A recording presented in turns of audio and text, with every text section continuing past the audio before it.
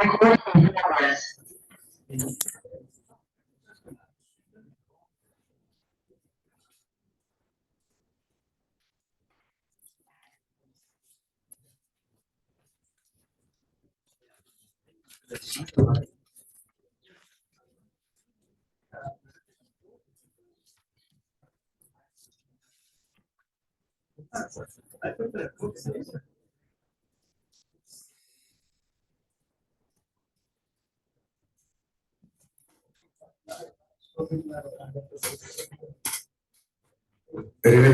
good morning to all.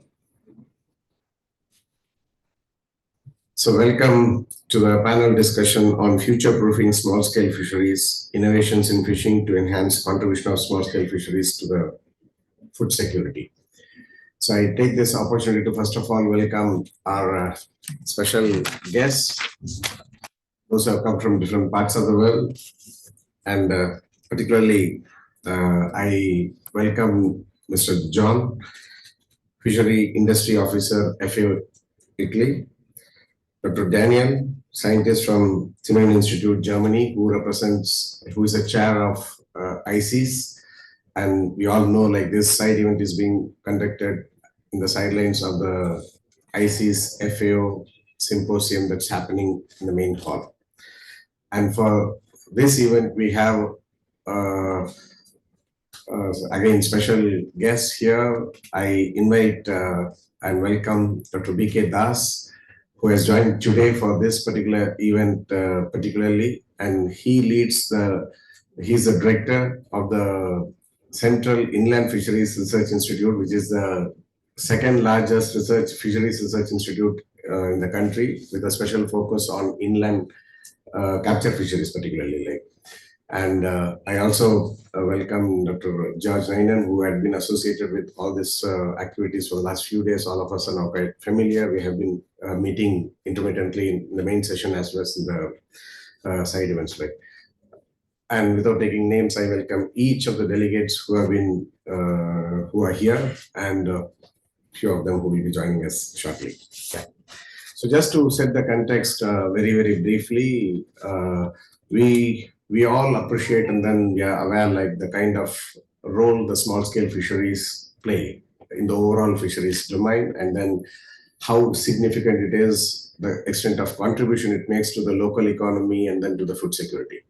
And the challenges the entire fishery sector faces in terms of be it pollution, overfishing, or whatever other socio-economic climatic changes, the largest impact is inflicted on this particular sector. And when it comes to the number, they are huge in number, accounting to almost 18 to 90% of the total fishes are grouped in the small scale fishery sector, though the amount of fish that is caught is not as much.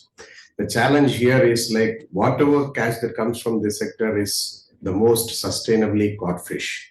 So any reduction in the number of the small scale fishers, that will be indirectly impacting on the quantum of the fish that is coming from the sustainable fishing method. So it is in the global interest on which various global agencies are working towards to retain the contribution of the small scale fisheries to the overall fisheries fish catch as well. So in this context, there is a kind of in the title we can see one side we say small scale fisheries, we have not yet settled with the definition of small scale fishers, who they represent, we have not settled globally. But overall we connect small scale fishers means traditional, largely artisanal and then traditional. They carry the wisdom of the past and then sustain it. And then on the other side we are calling about innovations. And innovation is like something modern.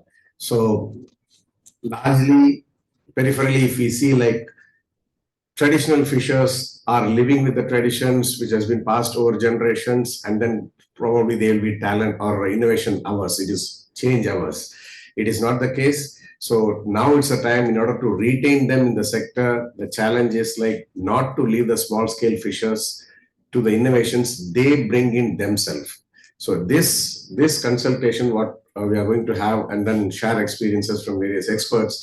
The objective is whatever innovations that are happening in terms of craft, gear, communication, navigation, sea safety, in whatever domains related to fisheries, whatever innovations are happening in the industrial and then other sectors, how it can be weaved into the small scale fisheries so that they also feel adequately equipped to be in the sector. So the challenge is to make it as modern, as relevant to the today's situation. Like, so what we look forward to is a modern small scale sector, a sector that will uphold characteristic of a small scale sector, such as the need over greed, family orientation, and low capital, while addressing some of the concerns of the sector, such as low productivity and falling production, low price realization, and then related to labor issues.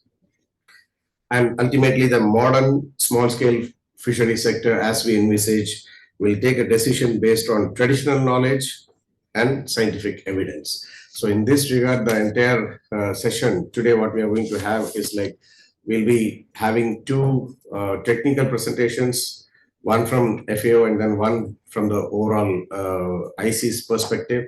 And then subsequently, we have speakers, eminent speakers. We'll be having a talk from Dr. Sebastian Matthew, who represents the ICSF, and he will be giving an overview on the global innovations in small scale fishery sector. And then we have two speakers from Central Institute of Fishing Technology, where the director will be speaking on the innovations that are happening or initiatives that have been taken on onboard fish handling and then post-harvest. The naval architect here, Dr. Baiju, he has a presentation in the main session, so he'll be joining us shortly. So he'll make one on fishing craft modification and then engine optimization. And we have Dr. Shiham Adam. He represents the IPNLF, and then he'll be sharing experiences how the small scale fishery sector in Maldives has weaved or mainstreamed innovations in their own sector. Like, and similarly, we'll be one presentation we are going to have with a special focus on the inland fishing methods, like, which is largely not addressed. When we say small scale fishes, largely we think of marine sector only. Like, so this is one institution which does a lot of work related to the inland fisheries. So he probably will be presenting what are the innovations that have been taken, and then what are the concerns, and what particular developments that are happening in the marine fisheries, small scale fisheries sector, how it can be mainstreamed into the inland sector as well. Like, so with this is the overall structure of our session. Thank you once again for taking out time and then showing interest to attend to this very, very special event that we have stitched here. Now I request Mr. John Lansley, Fishery Industry Officer, FAO, to give his presentation.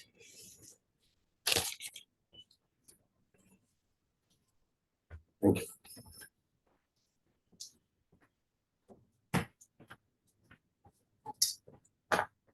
Thank you, Krishnan. Thank you for this opportunity to provide a relatively short opening remarks from FAO. Good morning to everybody. My name is John Lansley. As Krishnan said, I'm a fishery industry officer with FAO, based in headquarters in Rome.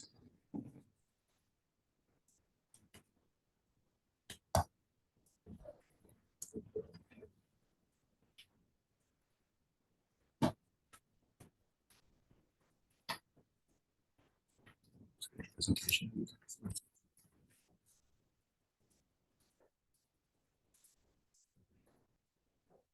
Bear with us a few seconds while we set up the presentation.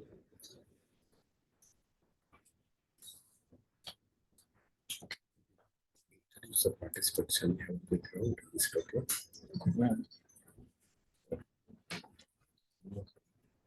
Oh, yeah, yeah. Do you want to come back again?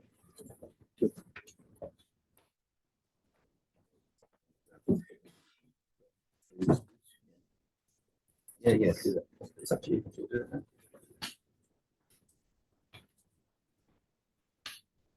Okay. Good morning, everybody.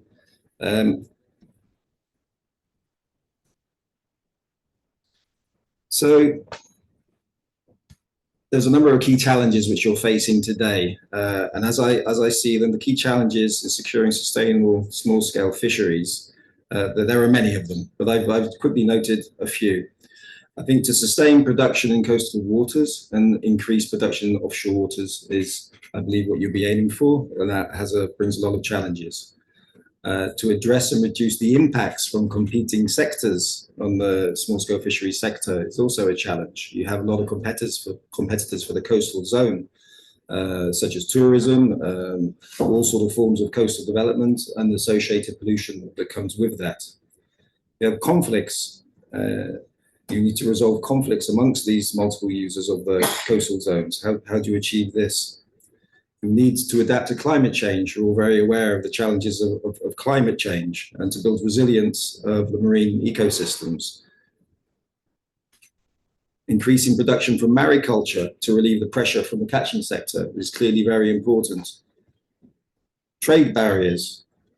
For example, the meeting the requirements to export fish to the US market, which now requires fitting of certain bycatch reduction devices, for example, TED exclusion devices to your trawl so that you can sell your products to the US market.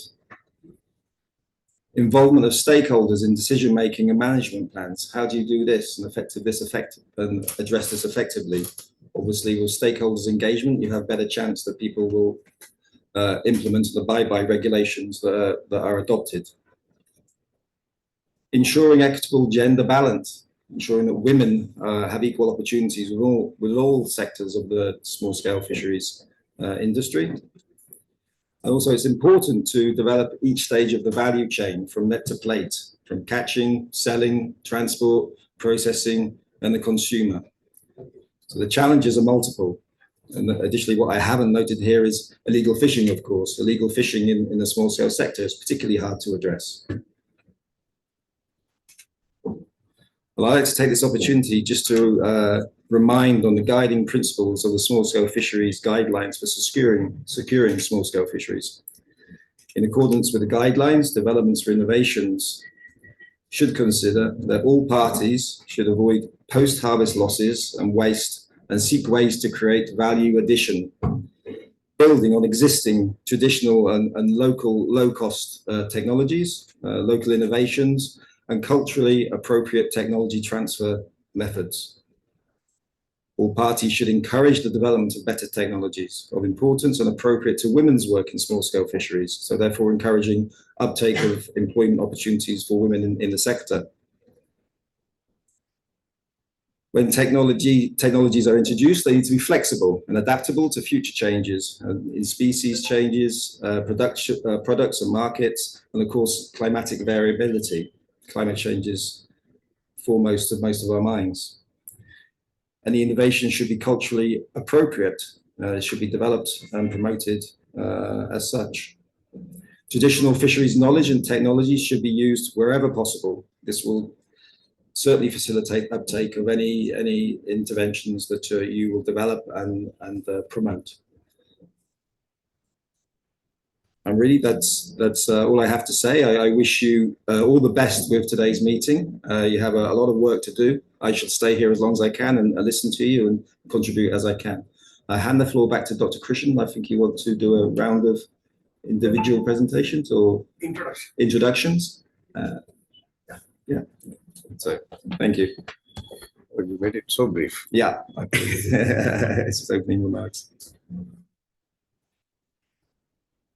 I actually introduced the speakers on the head table, but I think like today we have a few additional guests participating here. Probably it'll be good to have a quick round of introduction before Daniel comes, if it's fine. Please, can the mic be given to the...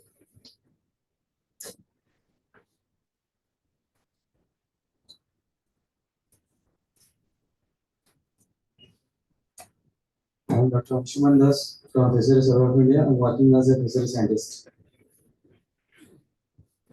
I'm Ramachandran, working as a zonal director, Fisheries Survey of India, Goa. Good morning. Myself, P. Ravi Kumar, working as assistant professor from the Department of Fishing Technology and Fisheries Management, Tamil Nadu Fisheries University. Thank you. Good morning, everyone. I'm Abhishek, PhD student in the IE topic of Fisheries. Hello, I'm Dr. Claire Collins, a researcher from the UK. Hi, I'm Dr. Divya Karnat from Ashoka University and I work on small scale fisheries. Hi, good morning, everybody. I'm Dr. Sajid. I'm a senior scientist with the Central Institute of Fisheries Technology, Cochin, India. Good morning, all. Myself is Mariappan. I'm working as assistant professor. I'm from Tamil Nadu Fisheries University. Good morning, I'm Ponaya, former director of ICR, Central Institute of Brackish Water Aquaculture. Good morning, Vivekanandan, fisheries scientist from India. Good morning all. I am Sebastian Matthew with the International Collection in support of fish workers based in Chennai. Thank you. Good morning, my name is Shiham Adam. I'm from Maldives and I work for International Oil Mining Foundation. Good morning, I'm Oscar Amrasinghe from Sri Lanka. I'm Chancellor of the Ocean University of Sri Lanka. Good morning. I am Dr. Mohammad Abul Mansoor. I'm a professor and dean, Faculty of Fisheries, Bangladesh Agricultural University, Mymensingh, Bangladesh. Thank you. Good morning. I'm Riaz Jauhari from Maldives Marine Research Institute. Good morning, Mohammed Shaini from Maldives, Research Associate at Virginia Tech US and also Minister for Fisheries in Maldives. Good morning, Jayant Vijayaratna, Chairman of the National Aquatic Resources Research and Development Agency of Sri Lanka. Good morning to all. I am Namal Talangan, Additional Secretary Development, Ministry of Fisheries, Sri Lanka. Good morning to all. I am Susanta Kamarapna, Vice General, Department of Fisheries and Aquatic Resources, Sri Lanka. Good morning, I'm Dambika Tunga, Director General Technical of the Ministry of Fisheries, Sri Lanka. Good morning to all. I'm Dr. Bijumon, faculty in Fisheries Technology, CIFLET Cochin. Good morning, I'm Dr. Babu from CIFLET, India. Vinay Kumar from Indian National Center for Ocean Information Services. Good morning, I am Dr. Kumar Naik from College of Fisheries, Bangalore, working on fishery resource management. Thank you. Good morning, everyone. I'm Dr. Mudula Rajesh, Associate Professor from College of Fisheries, Bangalore. Good morning, everyone. I'm Dr. Mini Shekharan, Associate Professor. I teach Fisheries Management in School of Industrial Fisheries, Cochin University of Science and Technology. Good morning, I'm Victoria. I don't have any idea about fish and fisheries. I'm here with Daniel. Good morning all. I am Raskin Mukherjee, Policy Analyst with the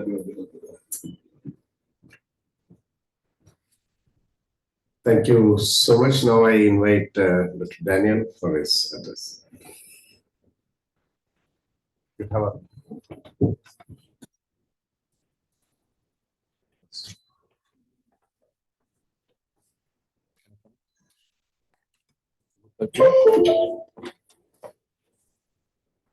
This one.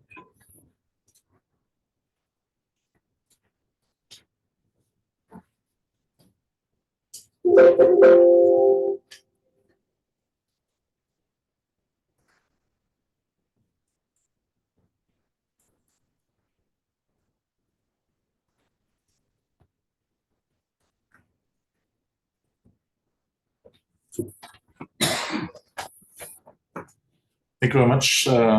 Good morning, all. Thank you, Dr. Krishnan, for the invitation. I was asked to give a perspective on small-scale fisheries from, of course, my side of the world, because I don't know much about Indian fishery, but I'm sure there are several common problems or challenges we face. So I would like to give my view on small-scale fisheries, and maybe we can use some of it later on to discuss on how different the challenges in India or the region here are, or what we can learn from each other. So before I start, I would like to, I go here. No. I would like to show where I am from. This is a world map, and of course you know where Kochi is, but the other star is where we come from. This is northeast Germany, and in fact we are dealing with at least two seas relevant for our small-scale fishery in Germany. This is the Baltic Sea, a brackish semi-enclosed sea. Has many neighboring countries, Poland, Russia, and so on, and all the Scandinavian countries, in the North Sea, which has an open access to the Atlantic Sea. The topic today is future-proofing small-scale fisheries, innovations in fishing to enhance contribution of small-scale fisheries to food security. So the first thing is, what is small-scale fishery? And Dr. Krishnan already said, though,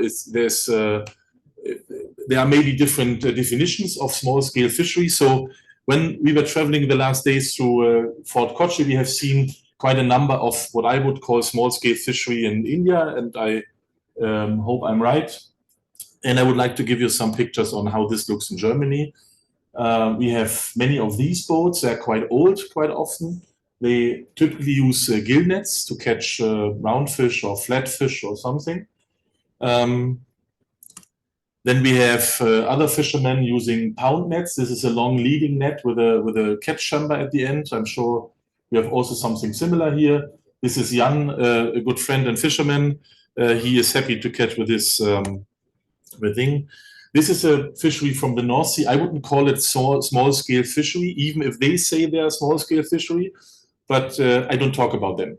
This is a brown shrimp fishery in the North Sea. So I would like to talk, as I said, about these two seas. And before we start talking about small-scale fisheries, we maybe should have a look on how the public perceive the small-scale fisheries or fishery in general. And I could speak hours for this, but I selected few topics which are relevant, which I'll pick up later on when we talk about innovations and so on. The first thing is, you can't read this because it's in German, but this is a screenshot from a German big TV news channel. And the German public, so all the people, quite many people in Germany believe fish become extinct very soon. So, and of course, there are different scientific papers about this and so on, but this is in fact not very true for commercially species which have a high reproduction rate. And interestingly, you can see it in the lower part. They use our main species. There are several thousand tons of this species in the Baltic Sea. They use it in the same line with orangutan, panda bear, whatever, all these really endangered species maybe. So the public perception of fish and fishery is quite challenging, I would at least say. The next problem is, no, let's always start with the good thing, then the bad things.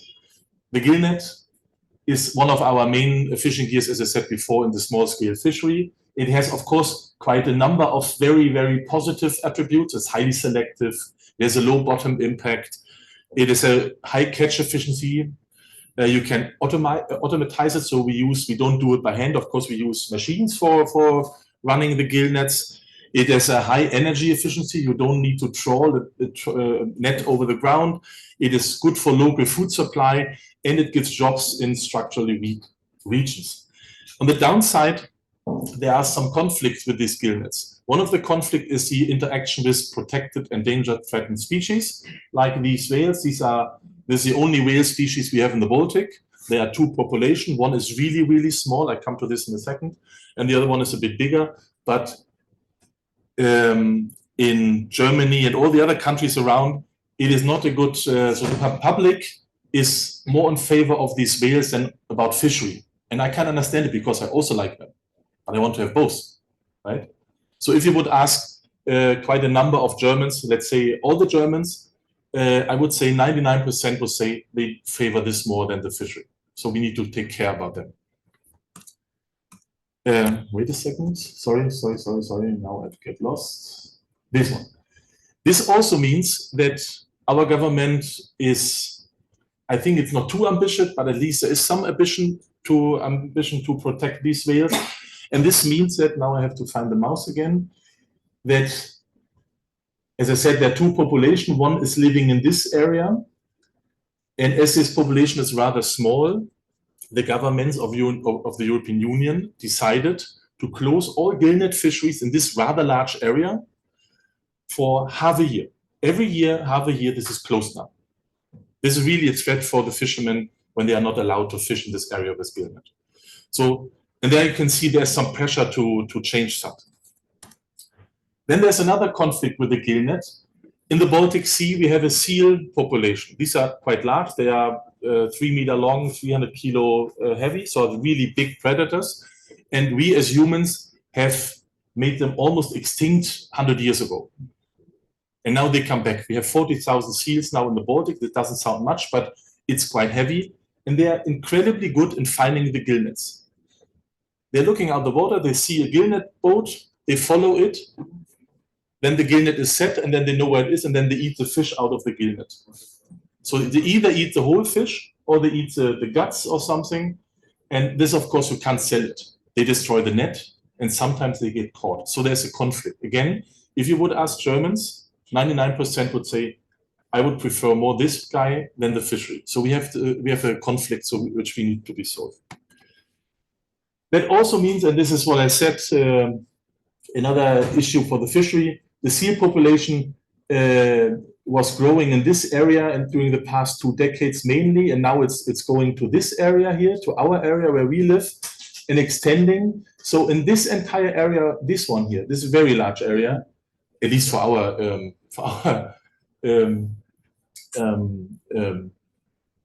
scale, this entire area, there's no gillnet fishery anyhow, because you can't catch any fish and you destroy all the nets. So you need to find alternatives to this. And now they're coming to us, and the fishermen here in our area, here in this area, they now start complaining and say, we should shoot them and so on. But again, this is not an option because the society, the public, is in favor for them, and I'm happy that they come back. Then another area, in another issue, we have some small-scale fishermen, really small-scale, 8-meter boats or something, which trawl, and also trawling, of course, is an issue, but I don't talk about trawling today. So before we talk about innovation, we maybe should ask the question, why we do eat wild fish anyhow? Because, as I said, if you ask the public, they say, "Naja, we could skip fish and fishery, but we should keep the whales." So the question is, what is special about wild fish? And fish from marine fisheries is always wild. This, of course, that's wild fish. But the thing is, you don't have to care about them. You don't have to grow them. You don't have to feed them. You don't have to take care about their living conditions. They are wild and they are there. But that also means we have to be careful with them. They are not. We cannot reproduce them arbitrarily. Wild marine fish is always organic. Organic is eco. So they have always the best living conditions until we catch them. And they're, of course, healthy and well before. Then, of course, another point which is about fish. So when people ask me and say, okay, should I skip eating fish with whatever problems? Then I say, of course not. You can skip eating fish if you become vegetarian. Then it's fine. We can all become vegetarian. It's fully fine with me. But if we replace it with cattle or pork or whatever, then it gets worse because we need more food to get a kilo of cattle or pork or whatever. So this is a food conversion rate because you have to feed them. Fish is even in aquaculture is in terms of energy input the much better choice, and in the wild fishery, you know, we don't feed them anyhow. So then we should think about a general perspective on fishery itself. So and I believe that it is important to mention that if we talk about negative effects of fishery, we always have to keep in mind that all what we do on Earth has an impact. Everything. We can walk over the grass, it has an impact on the environment. But of course, and the other thing is, in my opinion, we should use and want to use the marine resources, but of course we want to minimize this environmental impact, which is unavoidable, but it could be minimized. And keeping this in mind, we should ask, or we could ask, what are the goals in the development of fisheries and small-scale fisheries? And when we ask different different stakeholders, then we would ask the fishermen, I want to have a big catch, this picture. If we ask the fish market, the fish trader, he will say, I want to have a perfect quality, super supply. I want to have every day the fish available, not depending on wind, and when there's wind, I don't have fish to sell, and so on. If you ask the environmentalists, so those who want to protect the sea, then of course they want to have a virgin sea. If you ask an artist, that maybe look like this, and we had some beautiful drawings outside. If you ask a scientist, they want to describe the sea in a nice way. If you ask the kids, it may look like this. So you see there are different goals in where we are. So I think, or I hope at least, that we can agree on something like the 3 pillars of sustainability, because we said future-proofing small-scale fishery, and future-proofing, in my understanding, has something to do with sustainability. We want to also work in the future. And these 3 pillars are in ecological sustainability as basis for all. If there's not ecological sustainability, it will also not be economic sustainable. And of course, this is also important, because if the fishery is not economic sustainable, there's also no fishery in the future. And of course, social sustainability is another aspect which is relevant to sustainability.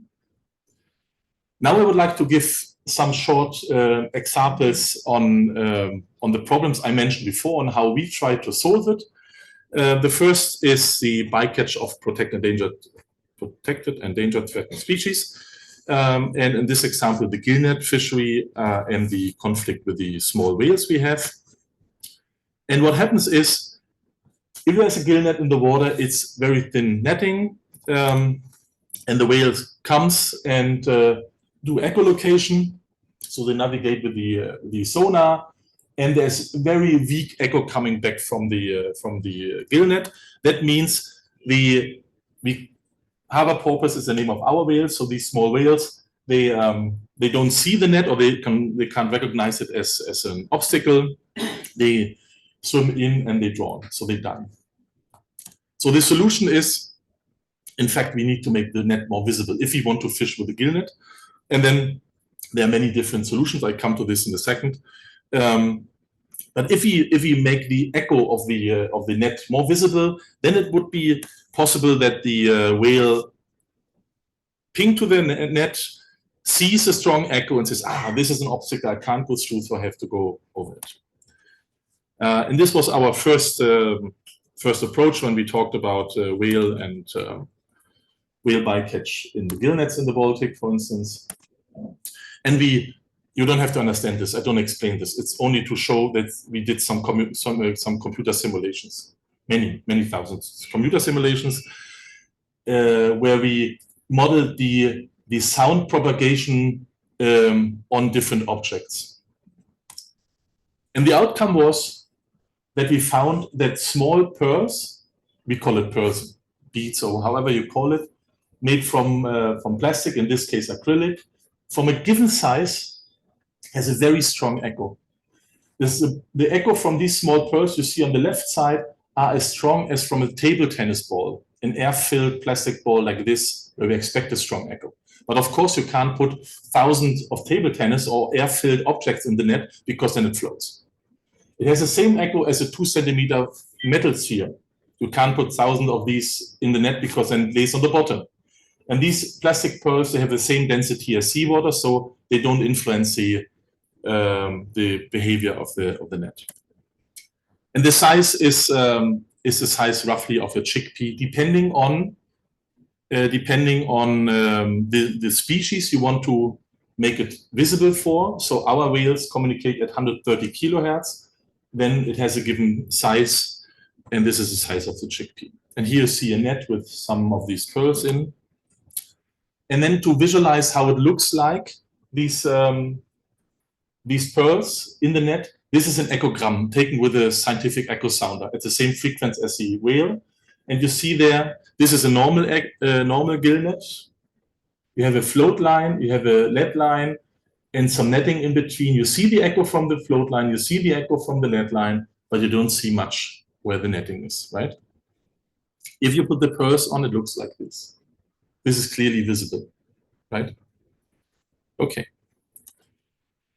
And this is the last slide about this. We made many more analyses and also investigated how the pearl size could look like for other species which we want to protect, like humpback dolphin or something like this. So as the frequency difference, the resonance, and this is the effect we use, the resonance of pearls start to swing. In fact, that's why the echo is so strong, is a bit different, but we can find pearl sizes which are relevant for different species. So you have to put one pearl size in, and then you have a strong echo in the net.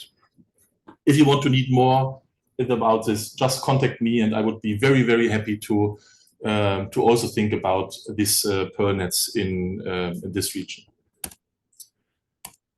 Okay.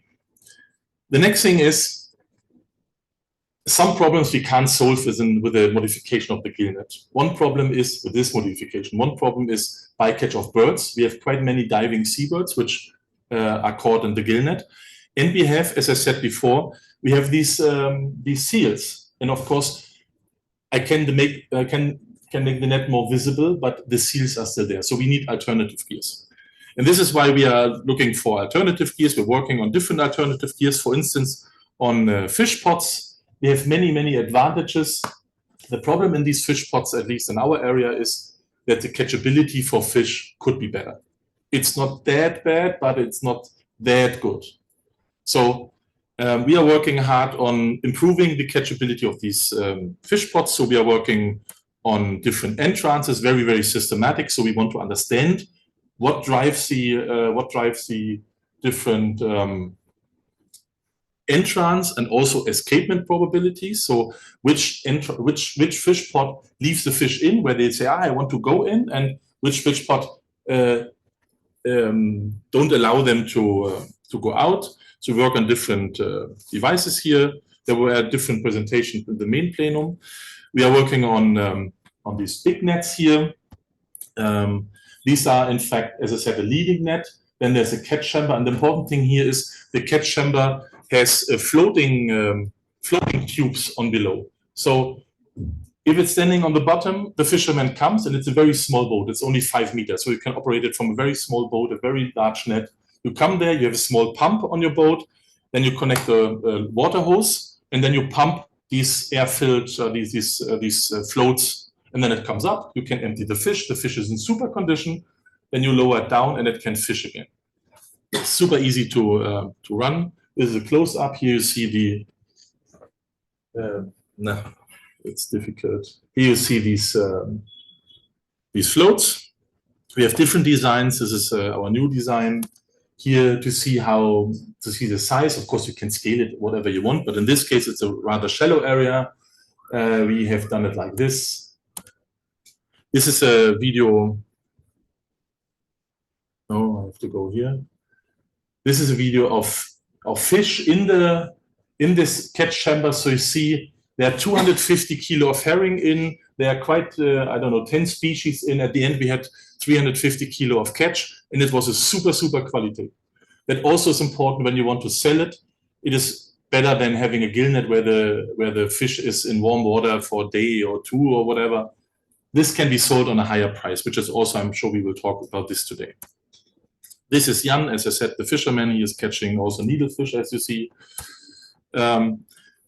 So this was a gear part.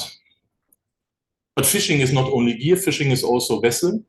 And I have seen that we have also presentations later on about a new vessel. And then, of course, the problem is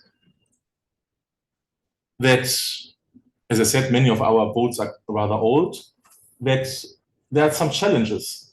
There is one challenge that we have to have vessels for different gear types. If we introduce a new gear type, but the fisherman has the old boat, which is only suited for this old gear type, then we cannot use a new gear type. So we as gear researchers can work on new gear types, but when there is no boat to fish with them, then it's meaningless. The other issue is energy. And this is a draft of how a boat for small-scale fishermen could look like. It's 10 meter. Then, of course, energy is an important thing.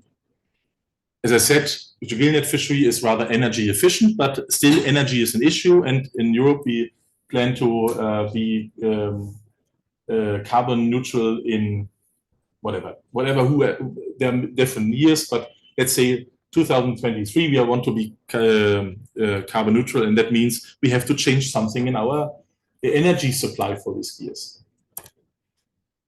As I said, we have different gears, and maybe some of the gears we will use in 10 or 15 years, we don't know now. That means we need to have a modular boat which can be used for different types of gears, maybe different seasons, different gears, whatever it is.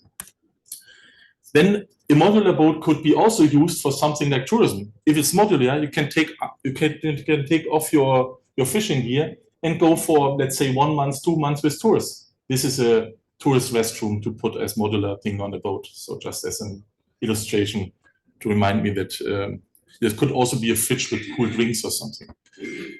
Then they could use it for research. In our area, we have problems to, for instance, monitor the coastal area, the hydrography, the ocean temperature, and so on in the coastal area. But these fishermen are there, so they could help us to research and earn money with this, or we charter them for research or so.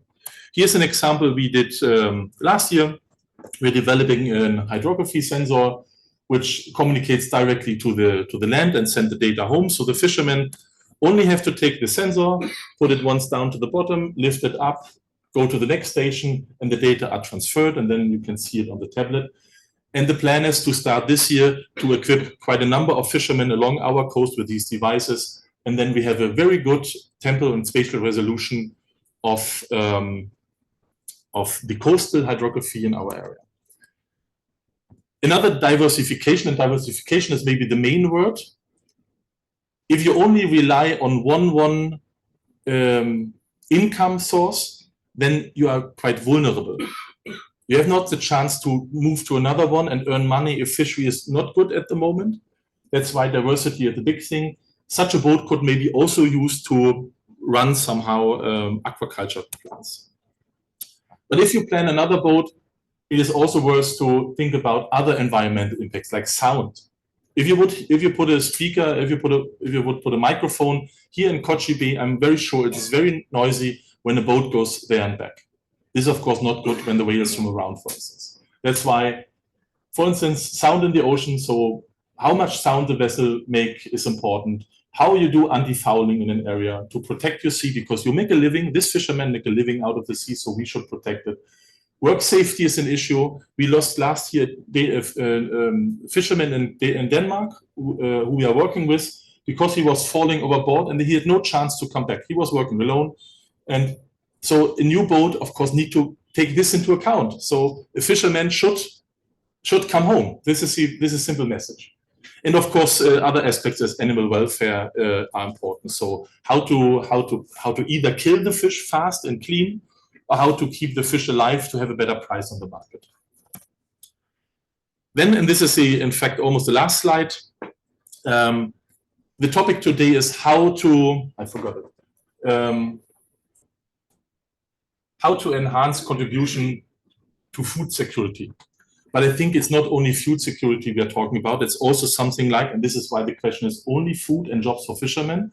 And I believe it's not only for the fishermen, it is also something like a fishery, a small-scale fishery, gives a cultural identification or identity to a region, as the Chinese fishing nets in Fort Kochi. They are good for tourists. So on each of the tourist guides on Earth, when you read about Kochi, they say, first go to the fishing nets. So quite many people come to Fort Kochi just to see these fishing nets, and then they leave money there. This is same in where we live. This is Rostock, the town where we are. All these small fishing boats, they sell their fish directly. So people come, take pictures, and the restaurants behind, so all the buildings are restaurants. They don't sell the fish from this specific fisherman because these fishermen catch too little and they don't catch it every day. So they sell fish from the Atlantic or so. But all the tourists come and say, I want to have seafood. They spend a lot of money there to eat seafood, which doesn't come from there. But anyhow, these fishing boats make these livings much better. So if we talk about this, we also have to keep in mind that small-scale fishery is more than eating and jobs. Thank you very much.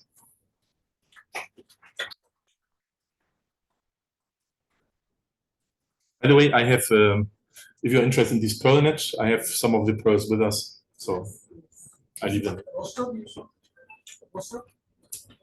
Yeah, somewhere close. This is one of our fishing boats we work with.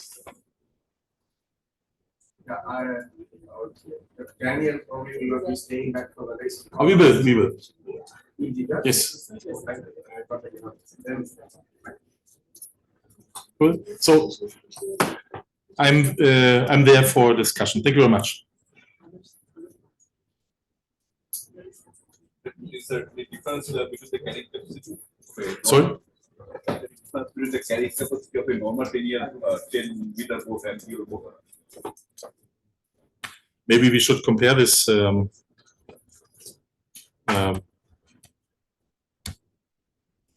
leave it like this. Thank you so much for almost touching upon every relevant point that's of relevant bigger focus of our today's discussion. And now I request George Nair, Director of ICRCA. He has a presentation again in the technical session.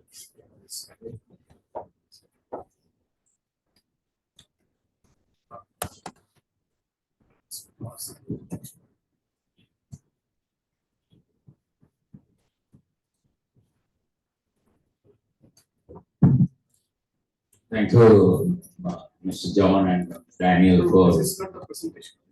No, it's not the presentation.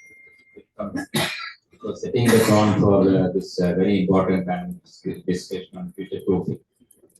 So as you very well know, the small scale fisheries forms almost 90% of the world's captured fisheries, and so many issues have to be addressed here.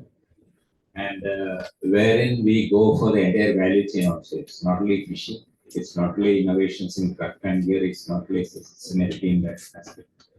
If we go for other sectors in the value chain also, post-harvest losses, value addition, then traditional and versus low-cost technologies, appropriate technologies.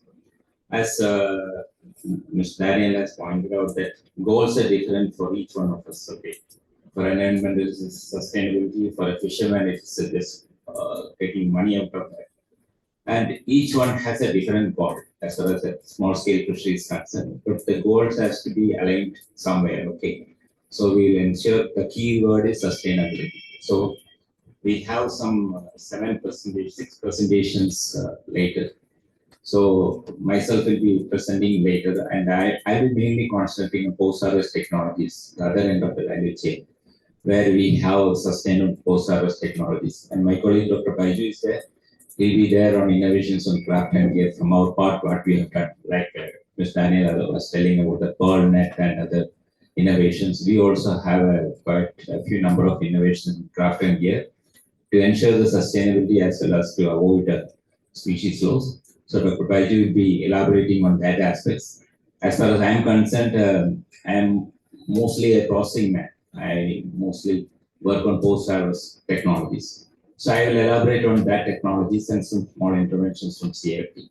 So I think that all other learned speakers, Mr. Sebastian Matthew is there, Dr. Oscar Amarsinge is there, Dr. Shisham Adam is there, Dr. D.K. Das, my colleague from Central Inland Fisheries, that is also a major sector, inland fisheries. So Dr. Das with his vast experience can give you experience from that sector also. So this discussion will be complete because it covers all the aspects of the entire small scale fisheries domain, starting from the harvest up to the post-harvest level. So the tone is set. Now the floor is open for the presentations. Thank you very much. Thank you, Sunak. And just in the opening session, I would like to have a quick remarks from Dr. D.K. Das, who is Director of Central Island Fisheries Research Institute. He also has a detailed presentation on the interventions in inland sector in the next session. Now, Dr. please. Good morning to all of you. Thanks for the opportunities. As we talk all the time, the small-scale fisheries is a gamut or domain of most of the marine fishings and coastal fishings. But today you see there is a lot of scopes because people talk about the riverine. You will see 45,000 kilometers spread in Indian rivers, and concern, threaten, all these things is there. And reservoir we talk as sleeping giants. So on this thing, and we don't have that much if a traditional method of fishing, so everything goes on in this pattern. And 100%, like we talk at the zero emissions, other things, you will fit with the 100%. And again, you have the carbon sink of these systems, the major carbon sink. If we do see that this will contribute these water bodies to the lessening the global warming processes. If we have put so much a little bit innovations, it's much more not it's like some of the innovative fishing technology that can be applied to these systems. And I'm happy that maybe if the gamut of all marine addressed will give a small light how the inland sector can brought forward. And few days back we contribute one book for inland fisheries of India to the FAO gamut, and that will be coming recently how it contributes even inland fisheries 21% of the catch of the inland fish production of India. What we report 15%, now it is coming around 21%. If it does, and the large reservoirs, the innovations in large reservoir can play a major role. Thanks, because for this is a good type of platform to deliberate and come out certain things that can reach to the people, or else migration is of labor in this sector will be rampant in coming years if you do not look back to their sustainable issue. Thank you for the opportunity. Yes, sir. And with this, we come to the kind of so, as all of you are aware, like this event focused on small scale fisheries is kind of being organized with the rather spearheaded by CAFT, and then we are also there, and in close collaboration with the three agencies like who have a strong local presence in the region representing small scale fisheries. So we have ICSF, they are partners here. Dr. Sebastian is here. And then we have Sri Lankan Forum for Small Scale Fisheries, Professor Oscar, he is the president of that, he's also there, like they are partner in there. And then International Poland Line Federation, and Foundation, and the representative here is like Shyama. Thanks, one and all. And now I request all the delegates to kindly come down, we'll have a group photo, and then we'll come back here for tea, then we'll assemble here.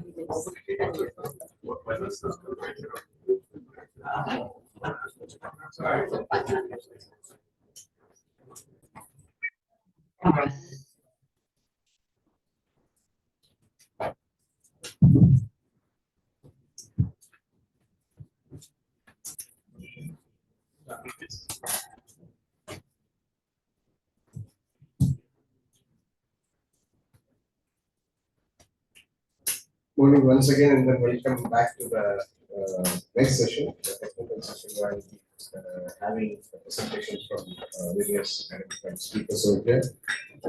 And I request Mr. Telangama, Additional Secretary, Ministry of Fisheries from Sri Lanka, and then E. Vivekananda, Principal Scientist, retired Principal Scientist from Singapore, and Singapore, both center sessions.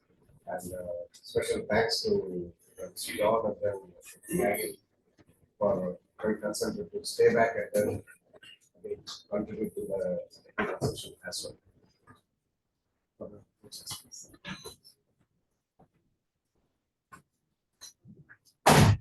Thank you, Dr. Fisher. And obviously, for giving me this opportunity to share this important session on future proofing small scale fisheries. Fortunately, we are ahead of time, which is rather unusual. I would say it require about 15 minutes. Very, I would say it's a luxury of time which normally we do not get in a large gathering like this. So when we talk about future proofing, I thought that certainly looking back into the earlier years in this region, I think the small scale fisheries have already undergone tremendous changes, even in small scale fisheries. Like we see, let us say along the Indian coast, if you see, we used to see the catamaran by propulsion was maybe sail, and now wooden catamarans, but we cannot see any wooden catamaran now. You have to see it in the museum. When youngster children ask where we can see the catamaran, so we have to go to the museum. Because now everything has become FRP, and now the fishermen are using the outboard motors for customer's purpose. And now they are able to cover long distances. They are no longer restricted to additional coastal waters, but they are able to cover long distances now. So with this development, the requirements have also increased very much. The changes in the boat design, fish finding, safety requirements are also now very much in demand. Now we are also talking about the greening the fishery. So the requirements have has increased along with the developments that have taken place. And there is another important aspect that need to be, because they are venturing far into the sea, is that the tracking devices have to be installed or have to be used in the small fishing craft.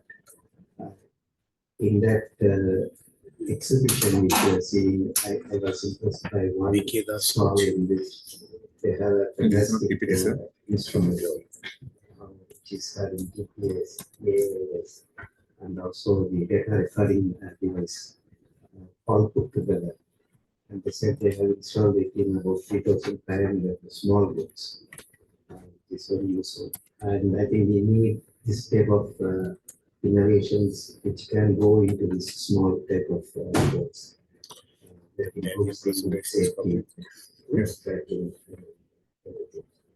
And another important thing is the importance of data collection for the purposes. I think this is very important because quite often the data gets lost. It's not being recorded. So everything has to move towards the sustainability. As we were talking this morning, the sustainability is the key word. So it's a small scale fisheries is concerned. So maybe awareness and also training on the recent and the modern trends in craft and gear and the fishing practices. I think it's very I think the 6 speakers will be mainly covering these aspects, and then we're confident that they will be able to come up with very good recommendations at the end of the session. Thank you very much. You all today. 6 presentations available in this session. I would like to draw your attention especially to the speakers. We have allocated the 12 minutes to each. Because that we are in tight schedule, because of that, then we ask you to do the things in everything at 12 minutes time. I said the time that we are well ahead in the schedule. I set an time to the 12 minutes, and the last session, Professor Spa followed the method.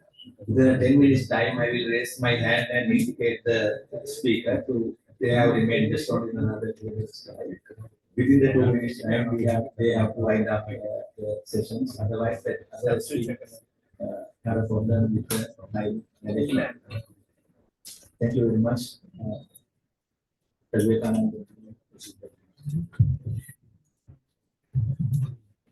The first presentation by Sebastian.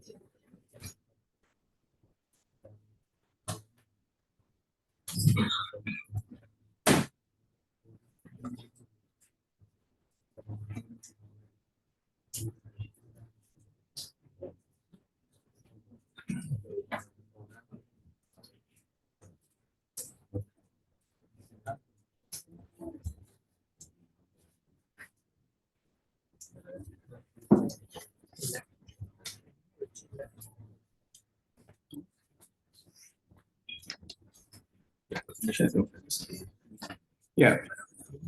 Once again, good morning to all of you. I am Sebastian Matthew. I work with the International Collective in Support of Fish Workers. ICSF has been very actively involved with small-scale fisheries since its founding in 1986. And I mean, we've been very actively collaborating with civil society organizations and governments in this respect. And first of all, I would like to therefore thank all the civil society organizations and governments of the South and Southeast Asian region who have played a very active role in raising the profile of small-scale fisheries, because we are actually the center of small-scale fisheries in the world. If you look at the number of fishers, production, this is certainly the center of small-scale fisheries, and therefore the support we have got from the civil society and governments in the region in raising the profile of small-scale fisheries internationally is very, very, very important. And in this context, I would like to also thank the support we got from Food and Agriculture Organization Bay of Bengal program. In fact, if you look back, Bay of Bengal program is the first kind of a program focusing on small-scale fisheries in the world. 1970s, late 70s, and then 80s. A very interesting set of reports, even using the word small-scale fisheries, came out of the Bay of Bengal program publications. In fact, if you some of the archival kind of sites bring up some of these very interesting reports. I think, having said that, I would say that the period from 2008 to 2013 is very, very significant, because last 15 years it has seen a very significant fillip worldwide. In fact, the 2008 FAO conference on sustainable small-scale fisheries was really a watershed in moving towards negotiations in 2013. And then in 2014, the endorsement of the guidelines for securing sustainable small-scale fisheries that John mentioned in his first presentation. So this is actually the work of all the governments and civil society negotiations leading to a very interesting outcome. So therefore, this instrument is a result of that work starting from 2008. And then 2014 onwards, there has been tremendous attention given by the international community to small-scale fisheries.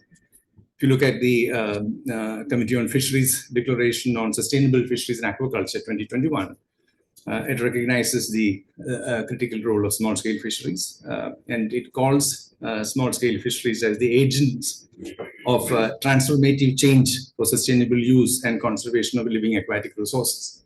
So I think it's very important recognition coming from the Committee on Fisheries of FAO. And then you have the UN Decade of Family Farming, 2019 to 2028, which also recognizes the important role of small-scale fisheries. And then International Year of Artisanal Fisheries and Aquaculture, 2022. In fact, he had 7 pillars of looking at environment, social, economic, then governance, then resilience, food security, gender equality. So all these aspects, elements were covered in the International Year of Artisanal Fisheries and Aquaculture. And we were fortunate to organize several workshops in celebration of IAFA in Brazil, in India, currently we are holding a workshop in Ghana in West Africa, and then we will also have a workshop in Spain. So we have 5 workshops to celebrate International Year of Artisanal Fisheries.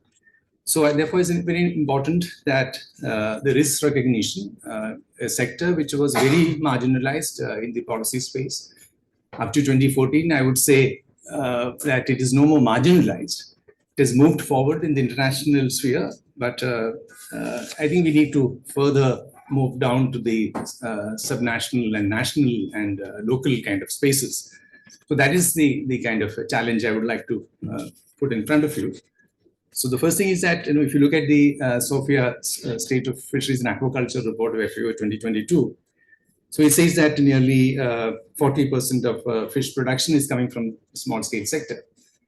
But if you look at the definition of small scale fisheries coming out of OECD countries, so OECD countries already have a database on vessels up to 12 meters as defined as small scale fisheries. So they are declaring 12-meter vessels as small-scale fisheries, and many other countries are maybe 20 meters. There's no agreement on what should be the size. So therefore, anything can be small-scale if you call it small-scale.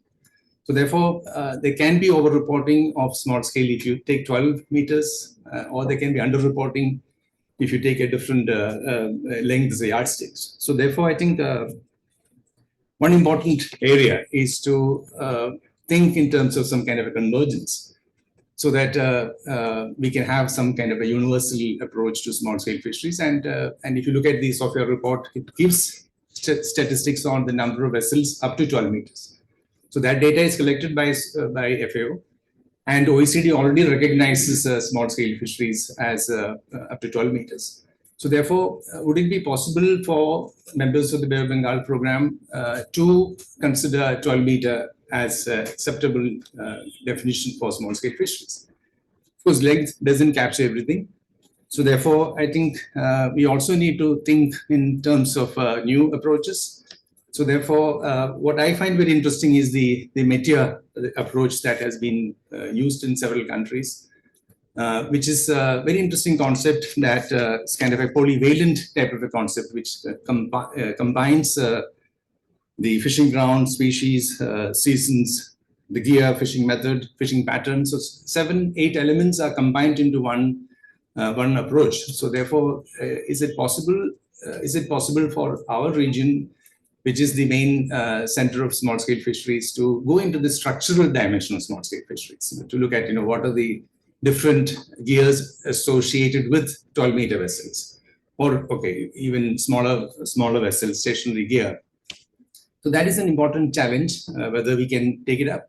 And I know that if you look at the Central Marine Fisheries Research Institute, their data collection, they have gear-based data collection, which is not published in the way which they collect. Maybe that sort of a more nuanced, value-added data need to be made public. Therefore, the transparency principle can be upheld.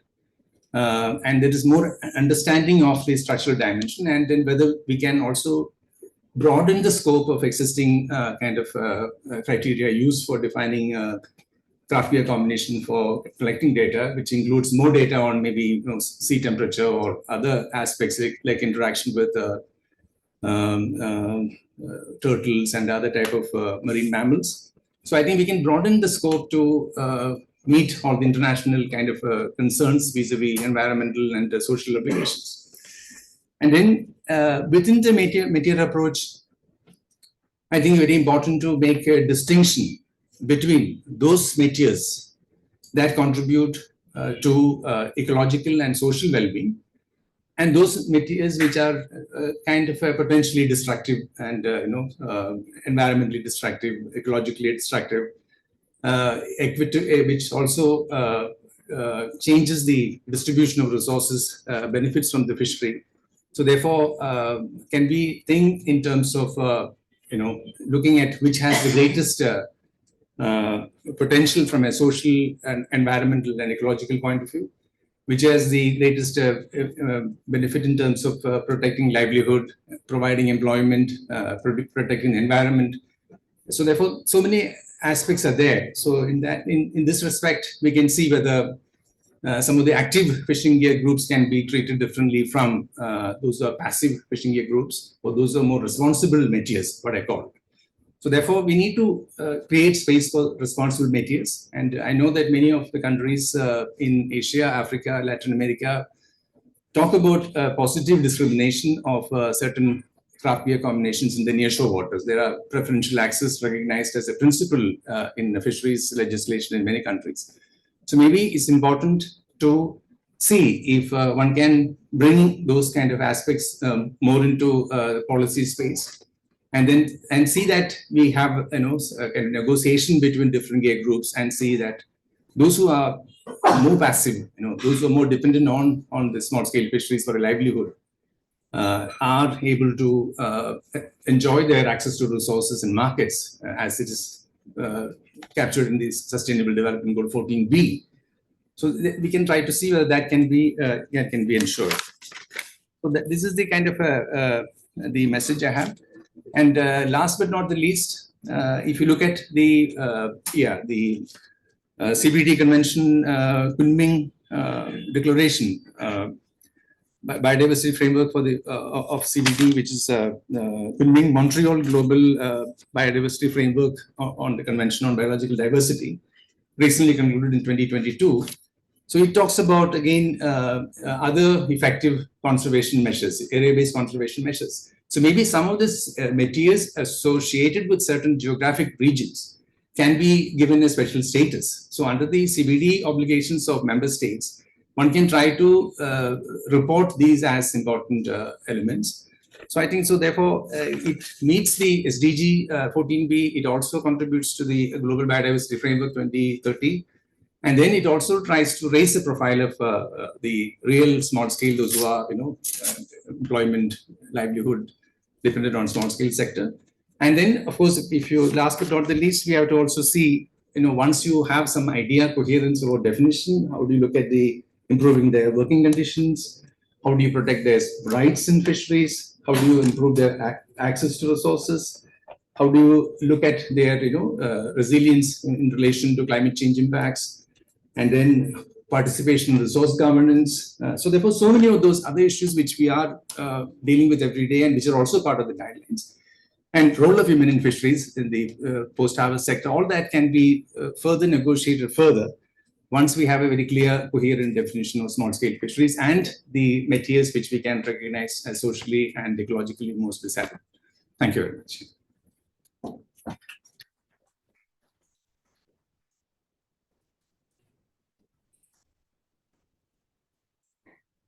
Yeah, I think we will run through all the presentations, and then again we have about 30 minutes or so for a discussion. And but if there is anything very important specifically to this presentation, you can still make it in case you feel like. But otherwise, later in the last 30 minutes, you can raise specific questions to the presenter or general questions. I think that's what we will structure this. Yes.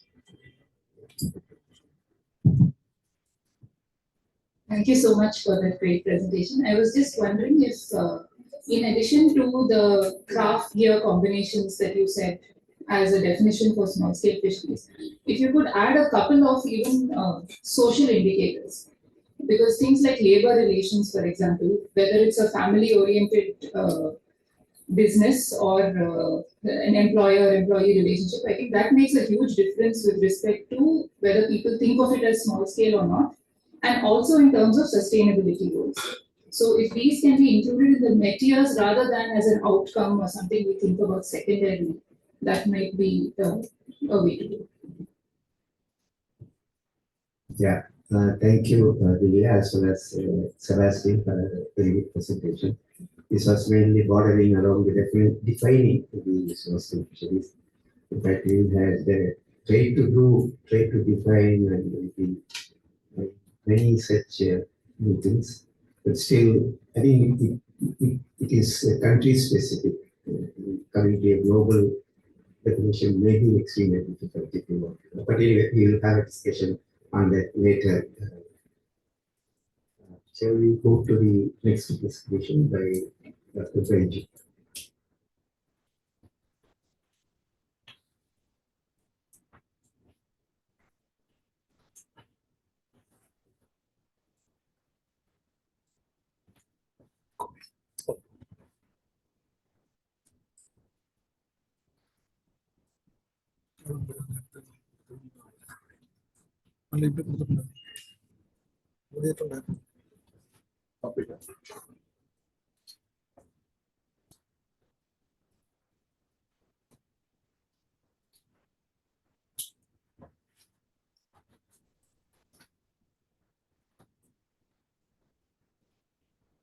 It was done.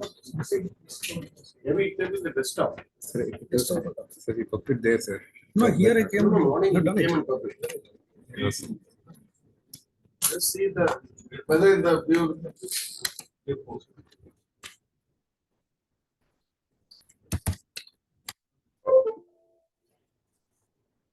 Before. So therefore only is one sensor. Picture.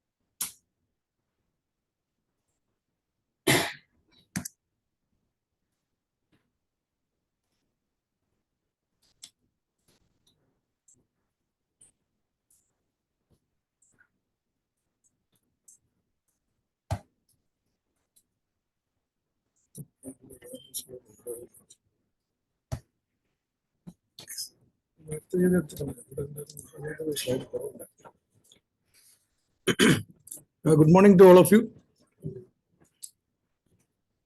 I will continue from the point Mr. Sebastian was telling the small scale the definition.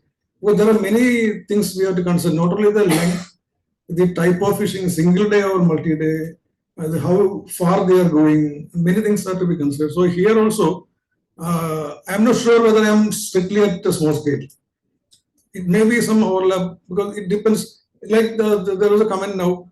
It depends also on the vessel owner may be a rich man, but small scale the crew may be small people. So that also are coming to small sector. So we have to consider bigger part of the crew or the labor. They should be considered as better considered on a small scale. They are doing a small scale job. So so I'm covering the whole thing.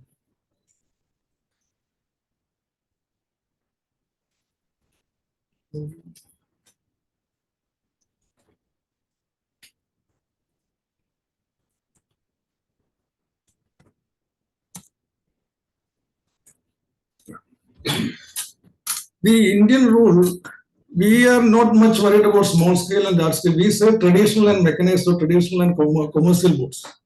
So that is the way we are normally classifying here.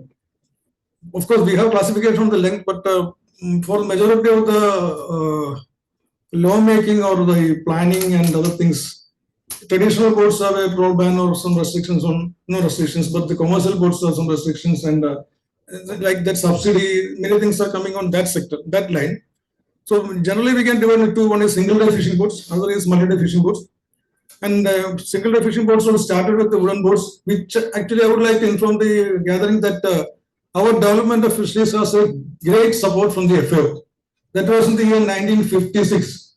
Government of India brought FAO naval architects Rasmussen, Paul Goodner and others from FAO. They came here, they spent 3 years in India covering the whole nation, all the coastal states, studying the existing fishing boats, made a report on the fishing boats, report on fishing boats to the government of India, Then that means they made that there was no design, there was no sketch. It was only the boats were made, utilized and thrown. But they made a sketch of each and every type of fishing boat. They made a big report. That was given to the government. Then they decided what is the next step.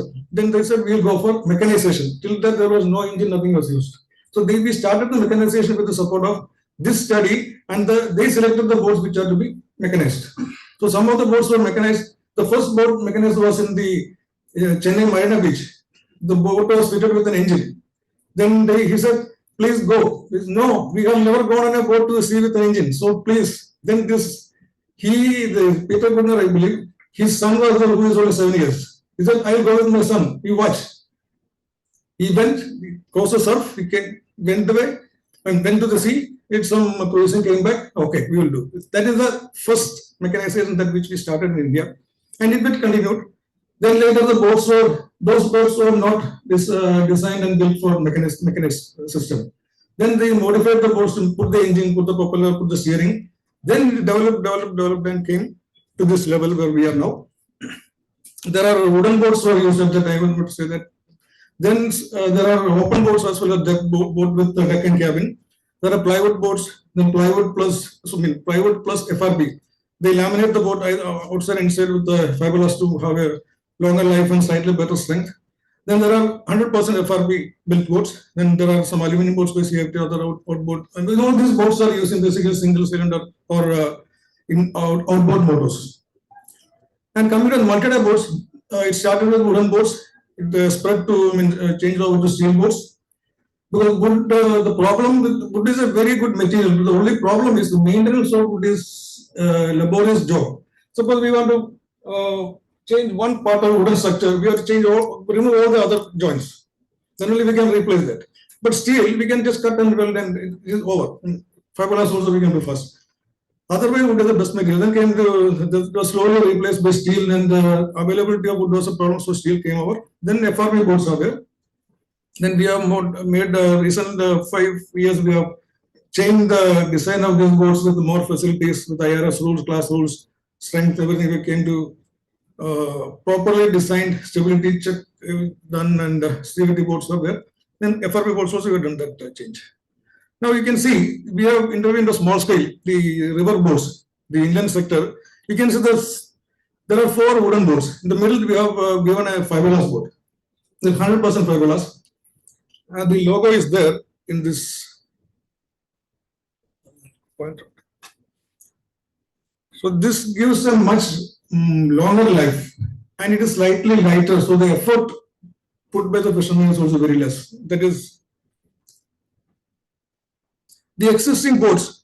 We can see these boats are made of wood and it is covered with fiberglass layers. And the unloading the catch, you can see they are keeping the catch inside the boat. These are traditional boats.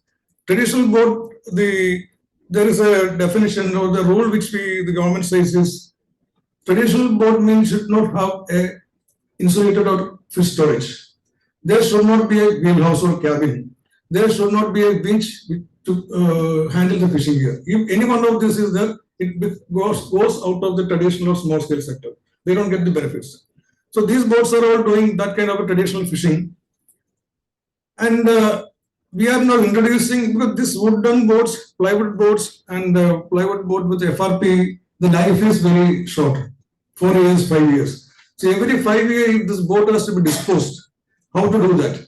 It is an environmental problem. So instead of that, if you go for a fully and a strong fiberglass boat, it lasts up to 15 to 20 years. So this one boat replaces 3 boats. So managing the environment, this waste is much better. And this is a very strong boat. This boat is brought from Yamaha, Japan, and we are doing the trials, and I did the stability check, speed trials. It is very good, and we are going to introduce that in the state of Kerala now. Existing boats, you can see the slightly bigger boats, the multi-day boats. They have the wheelhouse, which is very small wheelhouse, and inside the wheelhouse they have to sleep. Inside the wheelhouse they have to cook. Inside the wheelhouse they have to rest. So there is, I will say, this area may be this much, the whole space. According to ILO, this is not permitted, so we made some changes in that. And the second figure, you can see the red boat, that to avoid the enforcing of the rule as there is no cabin, but they have put an awning. They go early in the morning and they come back. These are on, this boat is a daily fishing boat. You can see the green figure, the insulated fish storage, which is very, very not so good. And the deck, you can compare with the new boats. The wheelhouse, we have a very nice wheelhouse. Then the next figure, we can see the berth, well arranged. Then the watertight door is there to prevent the flooding in case of high rain or wind and all that. And the stainless steel insulated fish storage and the very clean deck. So these are the interventions we have done to this sector. In Andamans, they are using gillnet and line boats, hook and line boats. Those boats are also wooden boats, but they have not been done in a systematic or designed boats. They just made the boat, but last 10 years, these boats are redesigned with the proper boat building rules to have better strength to withstand these wave and wind forces. And these boats are getting introduced in some parts.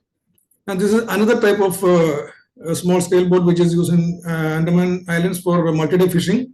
You can see the table. The table shows, actually it is a small one. That table shows the thickness of the plank, the thickness of the frames, the thickness and the strength that is required for each member of this structural part of the boat. And that is getting implemented there so that the boat is strong and stable. And coming to Lakshadweep, they were also using Poland. They are doing the hub of Poland line fishing in our country is Lakshadweep. And they were using wooden boats. Now these wooden boats have more weight, so we are trying to switch over to fiberglass. Another issue is there are coral reefs. They have to come to the island by crossing the coral reef, which is surrounded by the island. I mean, coral reefs are surrounding the islands, and these corals are not to be disturbed. If the coral reef is damaged, it's a crime. So we have to make the boat lighter, which will float at a lighter draft. So FRP boat has become a solution for that. And this design that has been given to Lakshadweep for implementing that new construction of these boats for the islanders. This has come under the Blue Revolution scheme as well as the Prime Minister's Matsya Sampada Yojana, which is currently running in our country for the fishermen at subsidy scheme, as a subsidy scheme. This boat has been designed with a proper trim and stability, and as per the Indian register shipping structural design, and we have introduced one slurry ice inside that, and watertight bulkheads are to prevent the damage stability. Then coming to this is, I will not say exactly a small scale fishing boat, but some of the people who are working on that as small scale people, as I just suggested. So for them, we have made a better design with a proper design as well as facilities. These boats are coming, constructed and coming into the business. In southern parts, we have made around 40 boats, and the Gujarat and other sector, we have made around 100 boats. These are coming into the operation, and with all the proper berth and other facilities are given. This is the boats for Tamil Nadu state. And Blue Revolution, this is the design of the boat. The length of the boat is 22.7 meter, breadth is 6.4 meter. It runs at 8 knots with a support of the engine of having a power of 180 horsepower, which is very fuel efficient. It has got an insulated store as well as an RSW tank. This is RSW tank which is fitted there inside. And another intervention we have done is to support the fishermen in case of calamity or some accident or climate difficulties. Suppose they are in trouble, we have to go and rescue them. For that, marine ambulance is designed and constructed. This is 22.5 meter boat with a breadth of 5.5 meters. It runs at a speed of 14 knots with the support of 2 engines which are 5.5 kilowatt each. There is a mortuary examination area, 3 beds, and nursing assistance with first aid medicine are provided in this boat. And engine optimization, we are doing the testing of marine engines at Indian factories to find whether they are giving the suitable power for the fishing operations. The engines, compared to land, and comparing the engine for marine engines with the land engines, the difference is the cooling. So we have to do the water cooling, but land engines will be cooled by air only. Another area, actually I have a slide which is missing, which is loaded, that slide is missing in this PowerPoint. We have studied the fishing boats power requirement. Just one moment. So power can be done according to length and the speed of operation. So there is the economy of operation depends upon the speed length ratio. The speed divided by length, there is a ratio which is deciding the economy of operation of the boat. According to that speed length ratio, boats up to 16 meters, then boats from 16 to 20 meters and 20 meters and above are classified, and we have calculated the engine power and given to the government, and that has been implemented so that overpowering will not come there. Overpowering comes, what will happen is when the catch is less, they spend too much on the fuel, operation cost, then the profit becomes much lower. This is for the inland sectors. So you are asking me, somebody was pointing out inland sectors, where the sir was telling about inland sector, we have done intervention by introducing solar boats. So this boat runs runs at a speed of 4 to 6 knots. It can run up to 6 hours in single charging. Then we have done some experiment on the LNG that I have presented in the other session, which is going on the parallel there. That has given very promising results. We have cost saving of 5% on LNG plus diesel. Then we have tried extra green diesel that has been provided by the Indian Corporation, that is also giving a very low CO2, NO2 emissions. Yes, that's all.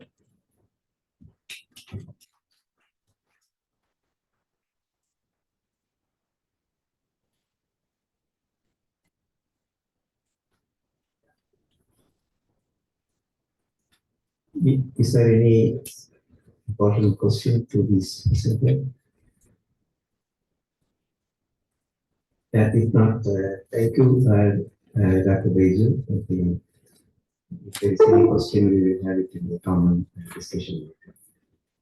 We will move on to the next presenter, Dr. Askar from the CA. Sustaining small scale fisheries experiences from Sri Lanka.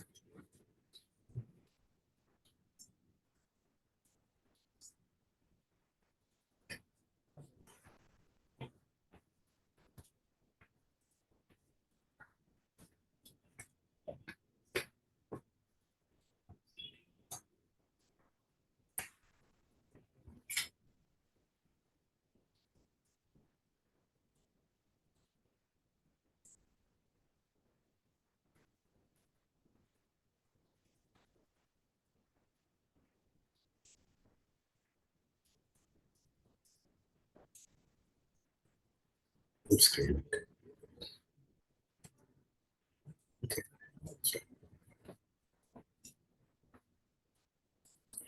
Good morning. The theme of my story is sustaining small-scale fisheries and setting or making things right. Some lessons from Sri Lanka. I will make an entry to my topic by going back to the immediate post-war period. The government of Sri Lanka thought that the fisheries were too very primitive and highly disorganized, using rudimentary technology, and therefore they need to be modernized, right? And so they started resorting to 4 processes: modernization of traditional crafts, introducing small mechanized boats with outboard motor, and introducing a coastal craft with an inboard engine, and then introducing the nylon net and different fishing techniques. And this is the advent of, the start of the blue revolution in Sri Lanka. And people thought that, this would lead to transformation of the traditional fishing sector into a modernized fishing sector using more capital, which in fact did not happen.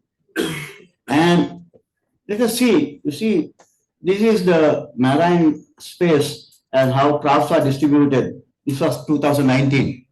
And we have about 49,900 crafts, 49,500 crafts in the whole space. And you see, the different technological categories are very well distributed. You see at the bottom, we have these traditional crafts, 70,000 crafts operating up to 3 nautical miles. Then you have the small boats operating up to 24 nautical miles up to the edge of the contiguous zone. And then you have the offshore crafts, 6,000 crafts only moving up to the fishing up to the EZ and even beyond.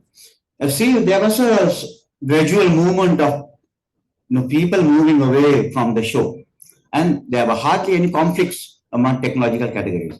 So, if you take the small scale fishes, they are 87% in the marine space. So, we were able to sustain the small scale fisheries. And let us see as to how we did it.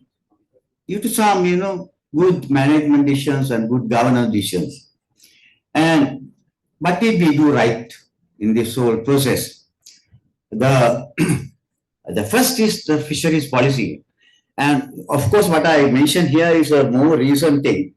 And we have been able to remodel our fisheries policy by incorporating small scale fisheries guidelines, which we did, we completed recently, and it will be soon submitted to the cabinet, and all credit goes to our officers, senior officers from Sri Lanka, incorporating this as a guidelines. Then the real turning point of this whole the process of introducing new technology was the reorganization of the cooperatives, which were cooperatives in 1960s. And the small scale fishers with few assets had access to new technology because of this. All the crafts, everything was channeled through the cooperatives, and that reached the small scale fishers with subsidies up to 50% subsidized loans, and because the fishers could offer group guarantees as collateral, right? So this was made quite easy, and also some of these cooperatives started doing very well, and some were elevated to the status of cooperative banks, and the credit provided by cooperatives, they performed the role of credit. At the same time, the credit performed the role of insurance, because these cooperatives provided insurance loan over the counter. If you have a gear damage, craft damage, you go to cooperative, immediately over the counter you can get a loan, right? So this process was facilitated really by the cooperatives and cooperative loans credit. Then Fisheries and Aquatic Resources 1996 and the subsequent amendment is the fisheries law of the country, and provided water protection against environmentally unfriendly gear. You see, for example, when we are moving around Kerala, we see monofilament nets being used. We are using trawlers, and both are banned in Sri Lanka. Right? And we were probably more environmental concerns. We were surprised to see those gears here. And the establishment of an array of institutions, starting from the Department of Fisheries. Then social protection schemes like pension scheme, insurance schemes, as well as training and capacity building for women to take up fish processing. They all help. But at this point, I would like to, mention something was pointed out by our friend, Professor John Kurian, when he made a keynote speech in Colombo, which was titled Back to the Small. He mentioned certain facts about fisheries in our countries. He said, we have a multi-species fishery, and each species occurring in small amounts. And they were all found in the coastal waters. And within the fishing community, there was, they want to keep very close family relations. Therefore, the small fry will continue in the future as small fry. They will not die off, right? And but at the same time, fishing was very good and bringing in more profits. As long as there excess profits, people were in open access fishing. So fishing pressure was gradually building up. And by today, we say there are too many fishers, too many boats. And catch per unit of effort declining. Several studies that we have done shows that CPU is declining. Incomes are falling. And people are now complaining that they can't make ends meet. And they ask for protection. They ask for assistance from the government. And many people say their livelihoods have become vulnerable, right? Some have been pushed into the dumps of poverty. So these issues are now surfacing. See, the issues I am trying to summarize in this particular diagram. I am showing you two vicious circles. The first one is vulnerability, poverty, that vicious circle. As you know, there's a very close link between vulnerability and poverty. Once you are trapped within this vicious cycle, it's very difficult. Escape is very difficult.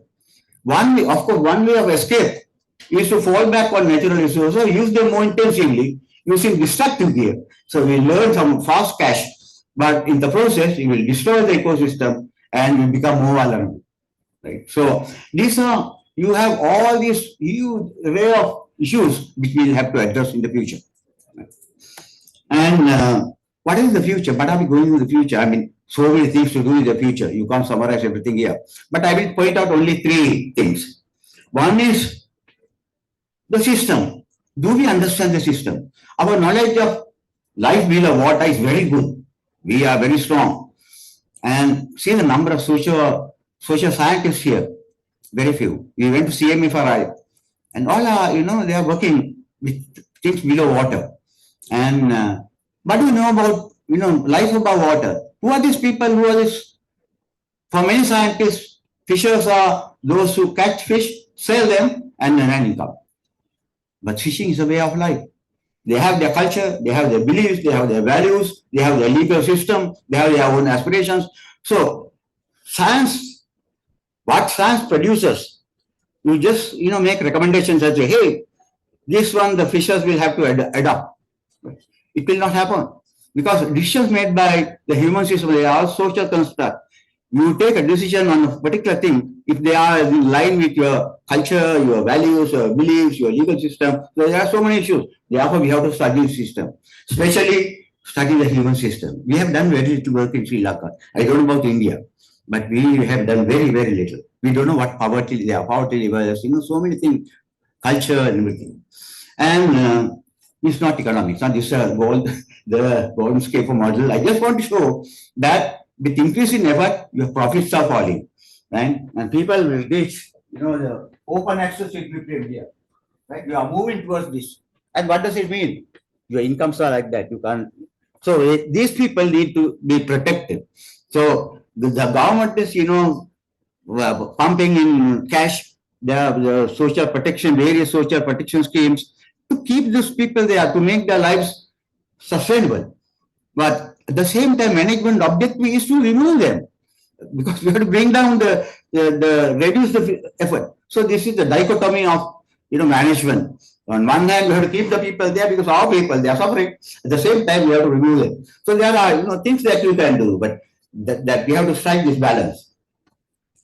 And it's my last slide, and I find this to be quite important because one of the role of good governance, good management is to ensure that your communication is taking place effectively. Communication between different stakeholders.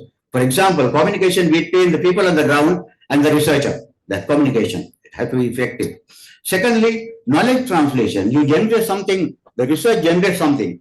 The knowledge, how is it translated into action, right? So those things we have to make sure that they take place smoothly. And here I would like to cite what was mentioned in the book Blue Justice by Professor Sven Yentoff. And he mentioned in order to for this communication and knowledge translation take place, he mentioned the importance of interactive governance, interactive platforms. He speaks of three governance orders. You have the top order, that is, you have the policy principles, then you have the institutions, the middle order, then you have the last governance order, people's interaction. So each governance order is that this decision should be taken with the agreement of all these stakeholders. Say policy making, the people have to be there, the scientists will have to be there, policymakers, scientists, people to be, then only the scientific knowledge will go to the policy making table, which will be understood by the people as well. Right. So he proposes this, and I think this is something that we will have to work out and effective governance. And I think with these few remarks, I will wind up my speech, and thank you very much for your attention.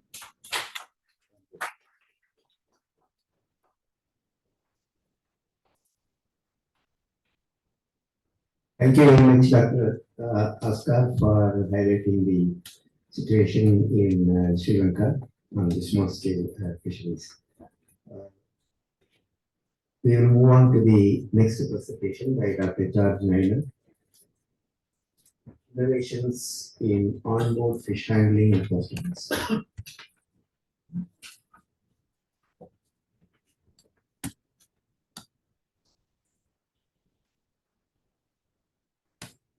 Yes.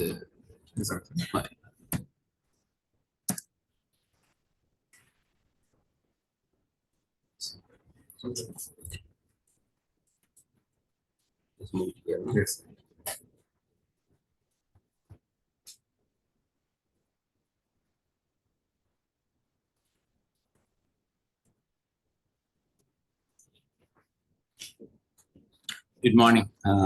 I think I have 12 minutes for presentation. I think the time is 12 minutes. I have quite a good number of slides, but I leave it to my presentation to the time. So basically, my colleague Dr. Baiju has mentioned about the craft and other aspects. So I'll be basically telling about the post-harvest technologies and the value addition, because that also forms a part of our small-scale fisheries. The initiatives taken by CIFT and also the value addition that leads to the commercialization and the hand-holding of the entrepreneurs in this sector. That is, we call them as a fishpreneurs, okay, for this, especially for the small-scale fishes. So basically, my presentation will cover harvest technologies for small-scale fisheries. So most of them are being covered by my colleague, Dr. Paichu. Anyhow, he has mentioned about a few aspects on fishing crafts. So the fishing gear is also there. And many of my colleagues are presenting the same in many of the parallel sessions going on here. Then some post-harvest technologies for small-scale fisheries. Processing machinery for small-scale fisheries. That's also very important. This comes to the value chain. Next slide. So when you come to the harvest, post-harvest, everything is important, including the processing machinery, small-scale processing units. When what we go for the incubation support for the fishpreneurs, what we said to support them. Then some of the success stories which the institute has been doing it. So this will be the outline of my presentation.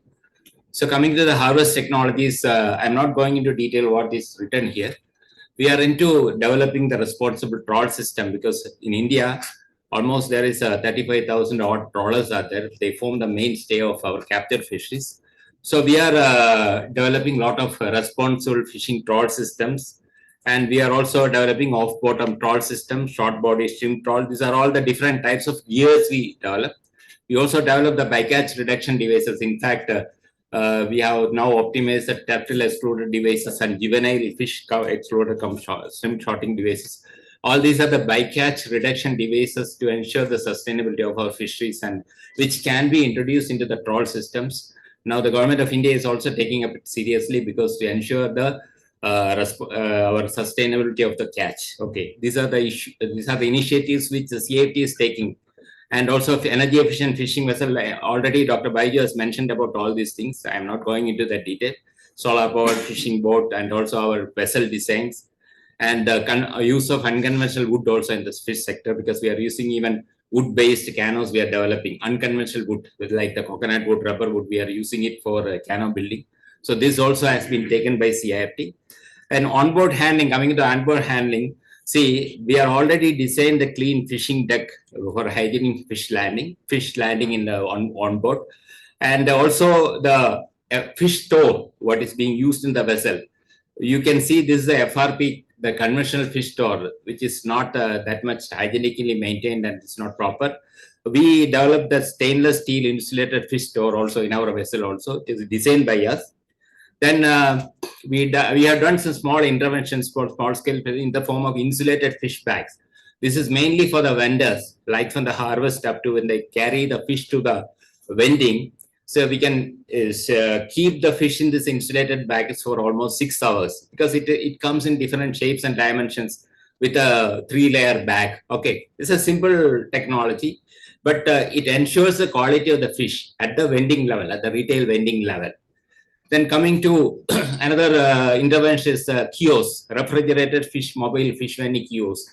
This is also for the vendor at the primary harvest level and also the retail vending level, wherein we can keep the fish in chill condition, and that is suitable for vending. This unit is actually a combined unit in which we are having a fish vending kiosk as well as a fish descaler. This one small machinery which we introduced, because the descaling operation, when you go for the processing of the fish, the descaling forms a laborious work. Okay, descaling the fish, cleaning and descaling. So we have developed a small machinery. So this is a combined unit wherein a retail vendor can display his fish hygienically as well as clean it and give it to the consumer. So these are the some of the, and this has been come like we are supplying it to the all parts of the country through various programs. And we have the empanel agencies to fabricate and supply it to the prospective clients also.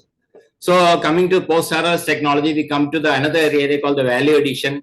We work on value addition because adding value is also very important. It's not simply it's not important that you should catch the fish. You should add value to the fish. So we work on the standardization and optimization of protocols for different value-added products also. For example, the common items, spotted fish products, sausages, prawn, pickle also. These are all simple products, but a lot of small-scale fishers depend on for a livelihood for this product. So we optimize and standardize protocols. We handhold them. We even allow them to use our machine pilot plan to upscale the technology also. This is in a nutshell what we are carrying out in the post-harvest technologies, like so many fish wafers, fish paste, fish protein powder. So this is also fish protein powder from small indigenous fishes. Actually, I was in some other session I was mentioning, we are doing a program with the bird fish. So this protein powder has found to be very effective for interventions to alleviate the malnutrition. Even in it has come to that level that that Odisha state government has agreed to introduce this particular fish powder in their malnutrition program, especially for the children and the pregnant women. So that is going to be an official nutritional intervention program in the state of Odisha. This simple intervention, because fish protein powder and simple fish powder can be done by anybody. Only thing, we try to support it through the technological interventions, and we try to optimize and standardize and upscale the technology for them. And ready to serve fish curry. This is some high-end products. I'm sure that in your kit, what you are giving, that seminar kit, you must have received one packet. That is mussel, stuffed mussel. One packet is there. So that is being developed by one of our small entrepreneur actually. He is now even exporting that particular product to Gulf and other countries. So this is the type of intervention we do. It's a sort of value addition. It's a high-end product. It's a ready-to-eat products. So we do support the entrepreneurs in this sector. And like even extruded snack products, these are all the options for value addition in the value chain. And also fish processing discards. That's also a very important concern. When you process the fish, definitely a lot of waste is generated, but we don't tell it as waste now. This is a secondary raw material. The secondary raw material has a lot of options. We produce a lot of common products like fish feed, fish manure, also high-end products. We also produce nutraceuticals out of this fish processing discards, or you can say it's a rest raw material. So we are developing even foliar spray and livestock and aqua feed from discards. All these technologies have been optimized and standardized in our institute.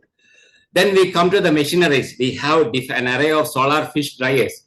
Drying, as you know, is a traditional way of processing fish. It's a traditional product also. All our countries, they practice this fish dry. But how you hygienically do it in a scientific way and how your product quality is, that is of concern. Dry fish products. So now we are intervening. We are providing them solar fish dryers so that the product can be hygienically prepared and sold. Then we have the descalers, fish descaling machines. We have the fish meat bone separate. Suppose you want to make a mince out of fish for some product preparation. We are developing indigenously. We are developing the fish meat bone separator, mini fish meal units. So these are all the engineering interventions in this field to add value to your particular fish. Then we also handhold the startups in this sector by technology optimization, upscaling, branding, IP protection, and also preparing a detailed project report for them for support. So these are all in a nutshell what we do by handholding fishpreneurs at our institute level. We have an agri-business, full-fledged agri-business incubation unit also is there in our center. And I hope that most of you are going to have a visit in our institute afternoon. You can see all these facilities. We have a modern pilot scale facility for trial production of all these products also, trial production for these products. And we also had a very good labs and other hand-holding support services for the fishpreneurs. The pilot facility for different products, we have the pilot production facility lines. And we also even help them to develop the product brands for the small scale sector for the fishpreneurs. there are incubative products brands developed by them. These are all our product brand, our incubative products brands. Some of these brands are for even for the dry fish. They have the product brands. So these are all some of the products which we prepared, and the fishpreneurs are successfully marketing it. In test kits is a different area. I will not discuss that mention. That also we have the organic cookies and all these aspects. You can see the dry fish store. It's just look like any other modern store. Compared to the conventional dry fish marketing, you see, they have even opened exclusively retail outlet for the dry fish products in a very hygienic way. So these are all some of the success stories which I want to tell. So we are even helping them to support the retail stores also, fish vending units. So, and also they are these firms have been recognized as started by the government of India also. So this is in a nutshell. I want to tell how we support the small scale fishes at the other end of the value chain, including handling, including preparation of hygienic products. So we add value to what the small scale fisheries is doing, and we support the fishpreneurs. So thank you very much.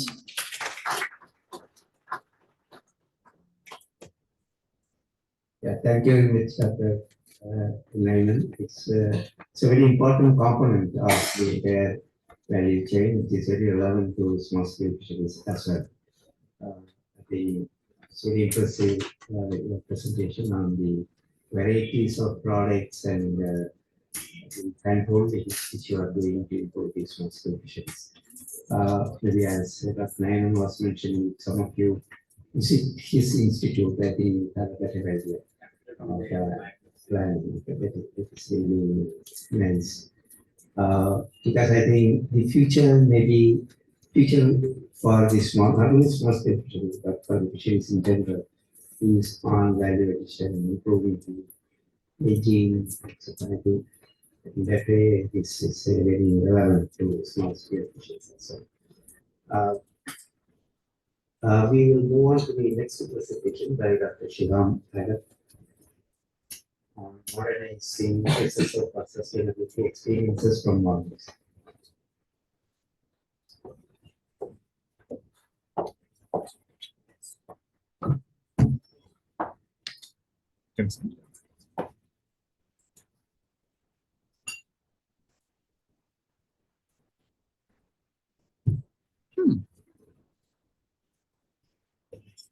Not copied. I gave you.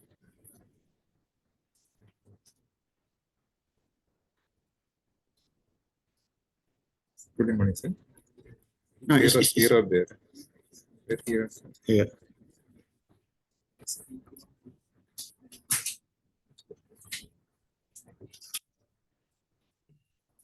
Shadow. PDF or PPT? PDF. Yes. Control L, Control L.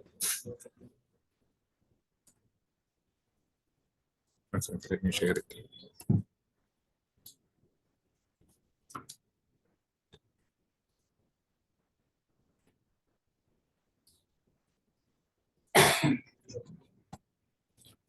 Thank you. Thank you very much.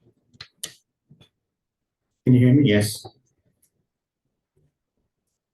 So I actually prepared a very generic presentation, but I realized that the topic of my talk actually should be modernizing small-scale fisheries, the Maldives experience.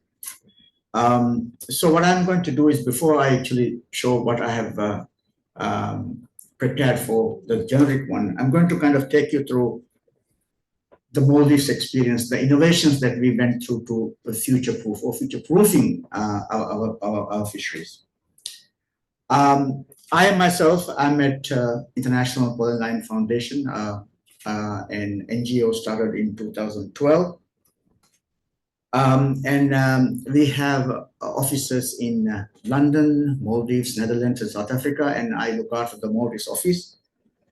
And basically what we do is with our commercial members, and we work to develop and support and promote socially, promote socially and environmentally responsible, what we call one-by-one fisheries, which is fisheries which are one man, one fish, one hook. That's what we call. So I should say Maldives is a very ancient fisheries, and it dates back to literally at least 9,000 years. You know, Ibn Battuta, when during his travels in the Maldives, he talked about how fish is produced. So it's quite an ancient one. And my colleague Riaz was saying the other day, from around 1970s to now, we came from 30,000 tons there to 120,000 tons now, almost 4 times. So how it happened? So this is the kind of story that I'm going to tell you, the innovations that went, or the transformations that went into the fishery to become, or to Maldives where we are. We are actually one of the countries which consume largest amount of fish. We consume about 150 kilos of fish, of actually tuna per person per year. And you know, and we used to be actually a sailing fleet. From 1970, we transformed to mechanization, and we went through a series of stages. You know, our initial vessels were from coconut timber. We had cotton sails, but the transformation started from 1973. We went from sailing to mechanization immediately, and from first generation, second generation, now to third generation. So we currently have vessels of fiber reinforced plastic, vessels ranging from 20 to 30 plus meters, a fleet of about 900, I would say, and about 60 to 70% of our fleet are above 24 meters in length. So I don't think it's a small scale, but and in terms of IOTC categorization, all vessels 24 meters above are actually commercial. So I would say 70% of our fleet are you know, commercial sizes. And because Maldives fisheries is a live bait for the land, we need live bait, and the live bait also transformation took massively. You know, we used to catch live bait in the morning, and I recall an old paper which tells us that, you know, because we don't have masks in those days, we spread coconut oil on the water to increase through water visibility. But look at we have massively transformed, and you're now using lights, catching about 300 to 400 kilograms of bait per day for fishing trip. Previously, we catch 40 kilograms. Now it's 300 to 400 kilograms per trip. So it's a massive, massive transformation. And vessels obviously have 24/7 electricity. These vessels use what they call Euro lights, about 2,000 volts each 3 times, and they would shine it overnight, and the fish is aggregated and they haul it few holes. And also, of course, there was a lot of transformations in the way the bait was actually hauled and kept in the vessel on bait well. There is now pumps that circulates water to keep them alive. Sometimes they keep 2-3 days. So that's another massive transformations that it went. We have FADs. My colleague Riaz was talking about FADs, fish aggregating devices, and it started in 1982 as a small project from FAO support, which now transformed into a major nationwide program. And it's very unique. Unlike a lot of countries, the FAD program is fully controlled and managed by the government. And my colleague, ex-minister Dr. Shaini, was an instrumental architect in this aspect. So, we are trying to manage, or we are managing the FAD fisheries through this, you know, on the modern means, like, for instance, we have a FAD management plan. The FADs are numbered, they are marked. Fishers are encouraged to retrieve any lost ones, and they're given incentives. And we try to maintain them as long as possible. Currently, roughly an average span of about 5-6 years. So that's I would say a very well maintained FAD area, and we maintain only 55. And the government has a policy on not increasing the FADs. They would kind of deploy the FAD exactly the same spot when it is lost. And unlike the drifting fad where persona is used, I think our fads are, I would say, essentially as a means for guaranteeing to find fish. It reduces fuel, and it guarantees us to find fish. So we don't use it to trap and take the whole fish around it. And because we fish one by one, or one man, one fish, one hook, it's a highly selective, and there is no bycatch and no interaction with the endangered and protected species. We made a massive transformation, massive innovation in school finding. Obviously, we used to find the school by birds. Then we went to walkie-talkie, two-way talkies, and binoculars, and now we have bird radars. Bird radars can find schools 360 degrees, about 7-8 miles, and they can find this, what we call free swimming schools, which is very large, and and they can get massive numbers. There are, for instance, reports, and in fact, recently, one boat caught about 54 tons of skipjack in one day using these type of schools. I have a few slides, and I'll come back to it. PFZ, or potential fishery zones. Unfortunately, unlike India, InQuest is very well developed. They have now, started in the, I don't know, some 10, 11 years ago. I've been told now they have mobile labs where the PFZ, the potential fishery zones, where the fish are best located, is sent to via mobile application to the phone. So, but we have a rudimentary one, and I think it's also transforming. We have VMS. Our vessels carry VMS. It's mandatory. And recently, under an FAO project, they have started also electronic monitoring, where some cameras are kept to record the entire trip, so that instead of placing human observers, they can observe the vessels and provide recording for IOTC compliant purposes. So tunas are, you all know it's mobile, highly mobile and migratory, so they have to be part of the IOTC, and Maldives have engaged in IOTC in a very big way and playing a very active role, and partly because Maldives Fisheries is also eco-labeled. We carry a dolphin-friendly, MSC, and now fair trade. Actually, the entire fishery of Holden Line skipjack fishery is MSC certified since 2012, about 100,000 tons. We also have a yellowfin handline fishery, which is also under a FIP, and these are all have transformed, the fishery, hopefully to future-proof. Of course, we have problems, and unlike a lot of small-scale fisheries, ours exports fish to European markets, highly developed markets, which means we have to have maintained standards, and a lot of our factories are EU certified. Okay, I'll come back to my presentation that I actually prepared for this. Why is it not moving?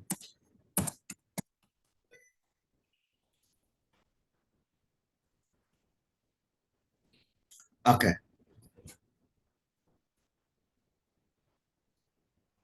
So I'll start from here. So I was going to say, I mean, some of this stuff has already been told, so I will kind of skim very briefly. So I would think to future-proof the small-scale fisheries, we have to embrace and innovate, for environmentally friendly methods of fishing, which I call, sorry, 2 minutes. Yes. Oh, okay. Net fishing, I know it's prevalent in all small-scale fisheries, but we heard during the opening remark that India itself has 40 or 60 different versions of trawling. So there must be enormous amount of innovations that has taken place. And I was actually going to say there is value in embracing these highly selective forms. In the tuna world, for instance, I know Sri Lanka is transforming. They used to have multi-day, gillnet, handline, longline, but they're moving more towards handline trawling and long lining. So there is and your data shows that there is a massive transformation from gillnetting to handline. Vietnam, Oman, and these are all market-driven incentives. Onboard handling, I've talked about it. let me say, two things here. Solar ice making. Now, this is something quite innovative, and International Bowline Foundation has a project under the UNDP Ocean Innovative Challenge to support a project in Indonesia. Market access, we've talked quite a lot about it.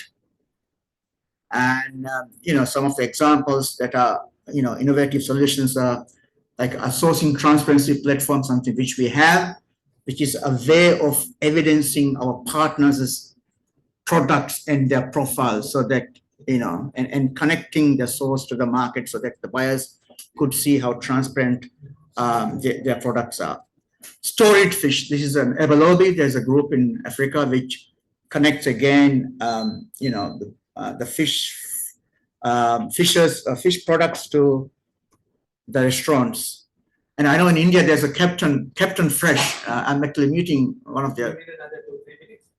If possible, yes. Can I, Chair? Is it okay? Thank you.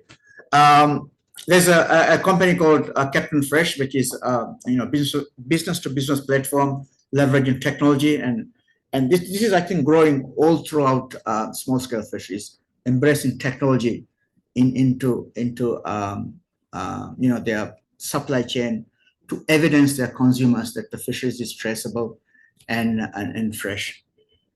We have a fintech solution which we are trialing in an island in the south, trying to empower women to market and promote their products. Digital technology, I mentioned about it, PFZ. And this is a big issue in equity, and equality versus equity. I mean, we really have to provide them different amount of resources to make them equitable, and that's the idea here. Social responsibility, and another big aspect that has been happening throughout the small-scale fisheries world, in fact, all throughout the world, for future-proofing. Decent work, low entry barriers, access to markets, we already talked about that, access to finance, social services, living incomes, a new concept that's been talked about, which means basically to flatten the distribution equally among everyone so that they would have a basic income. And finally, connecting social protection to management for sustainability. And there's a beautiful little report written by IIED, International Institute for Environment and Development. They're doing beautiful work, and this is some stuff that I picked from there. Anyway, that's it. Thank you.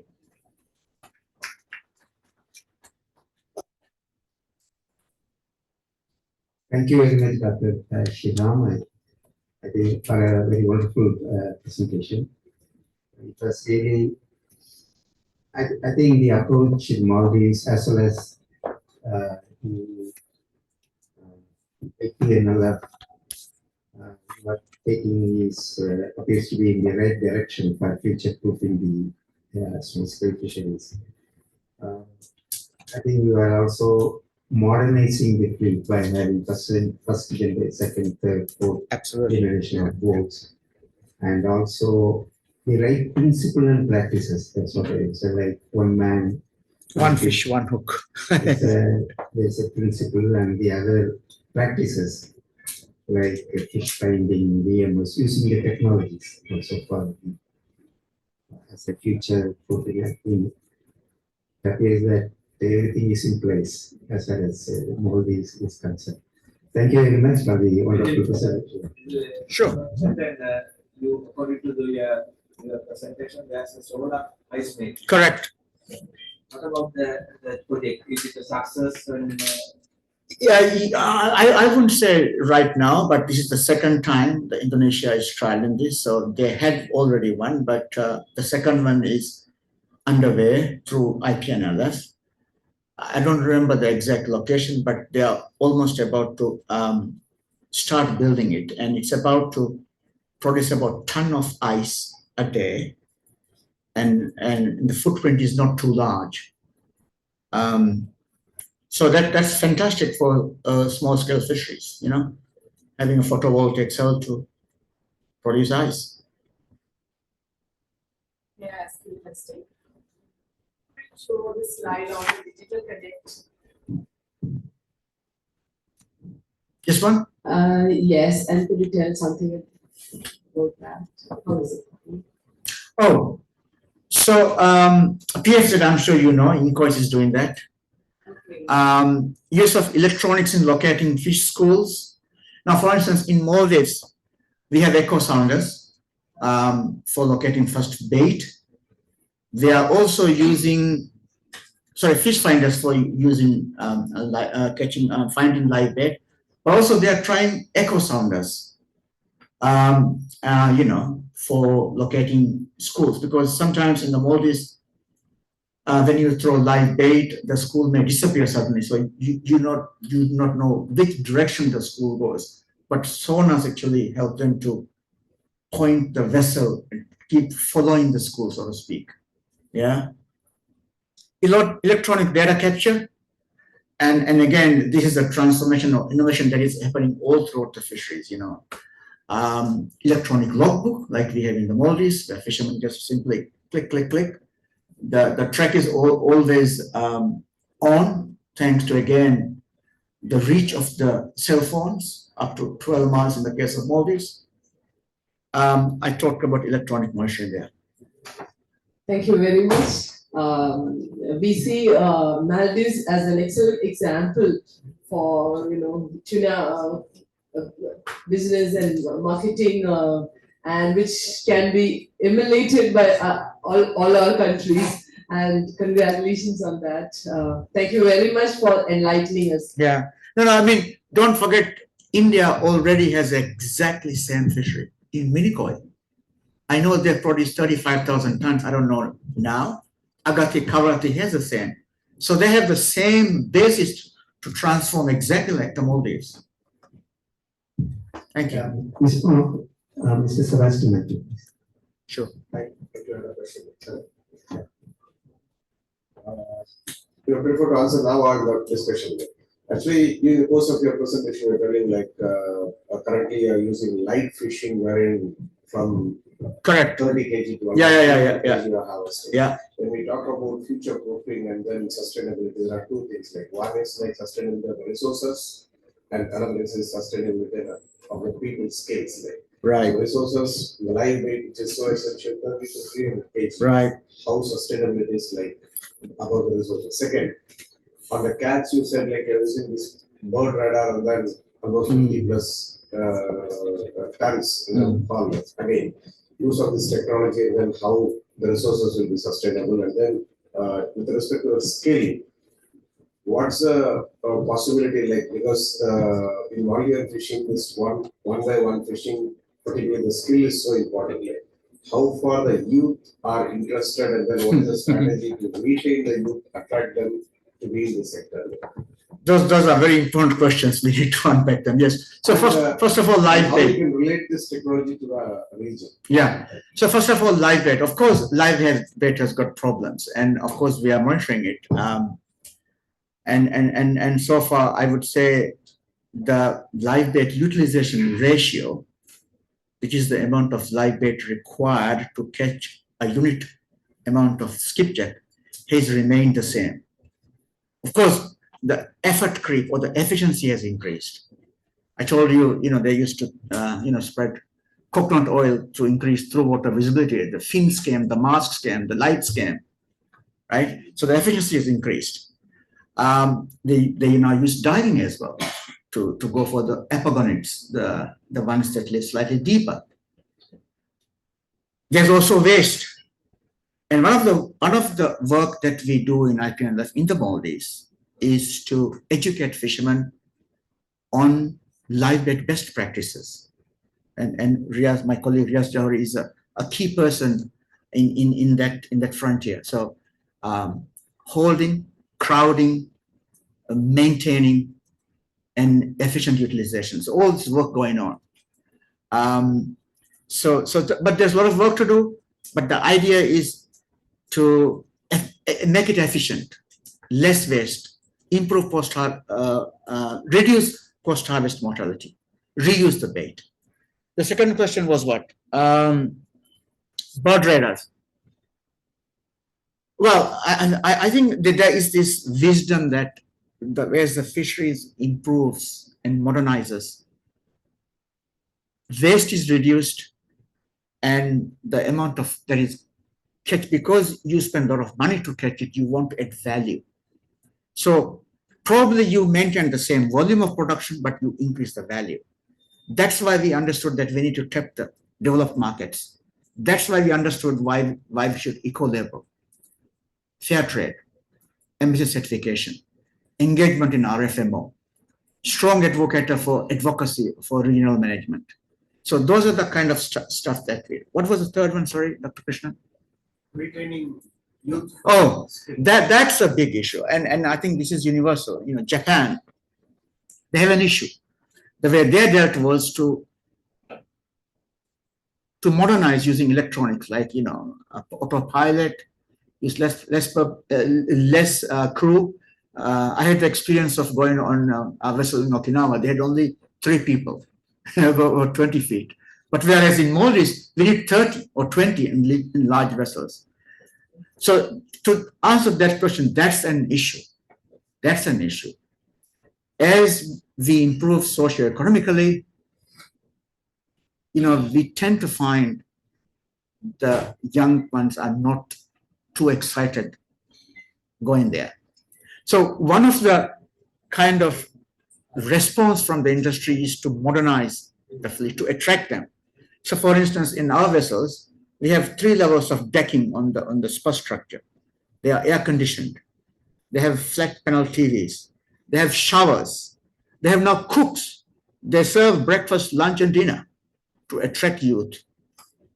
Bird radars. You don't have to stand in the hot sun and look for the birds, and they have bird radars. They can watch the radar below the deck and see the schools. So those are the kind of ways of countering that pressure. Thank you. Yeah.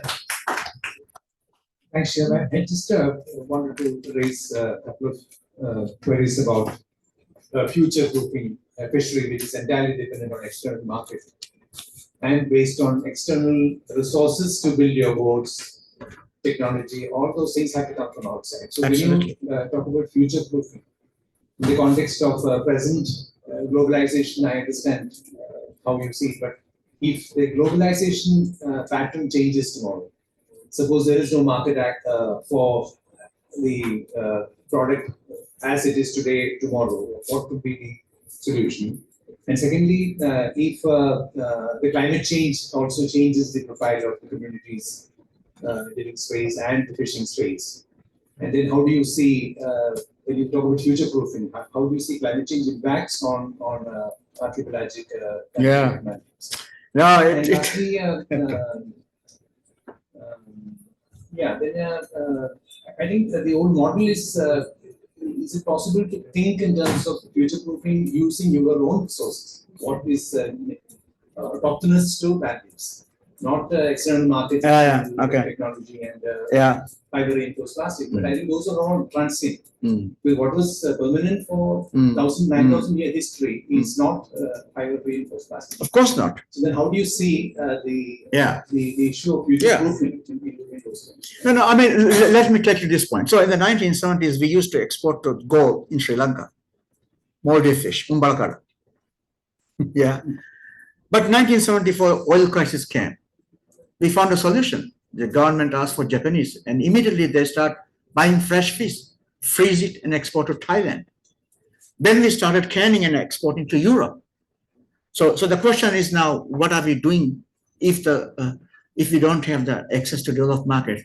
I don't know. I think it will be a serious problem now. Certainly, if it given time, I'm sure they're going to find alternative markets. They're going to remove what they call technical barriers to trade, perhaps access to Chinese market or Russian market. Although now not paying too much, but I'm sure there's potential market space. India, middle class is booming. Middle East. So I think we have to innovate. What was the second question? Okay. Yeah. So your question was, could we maintain and continue our style of one-by-one fishing if we totally disconnect outside or innovate inside? Again, it's a difficult question, but there are a lot of talks about reducing carbon footprint. I don't know. I'm not sure about Riaz, and I was talking about using LPG and other stuff like that. I don't know. Maybe perhaps Dr. Shiny or Riaz can pitch in. They are also also thinking about these things. Yeah. No, I think it's an excellent question, but we all adapt to what we have. So Maldives, we have only like less than 500,000 people. So that is where we start from. We have 99% sea. We used to use coconut timber. If we cut them, there will be climate crisis, environmental crisis. So we have to adapt. Now we have the largest fiberglass boats built in the world is in the Maldives. We adapt to technology to bring up to create these systems. I don't think we will see more than 90 feet vessels. Architects can tell us that when you classify the boards, when you go about 90 feet, it's steel, but we use fiberglass. We have 110 feet of fiberglass vessels. So 130 feet now. So these are ways that we are innovating to maintain our fisheries. And going back to Dr. Krishn's question, it was a conscious effort by the government to modernize these vessels, the technology to keep the young ones in.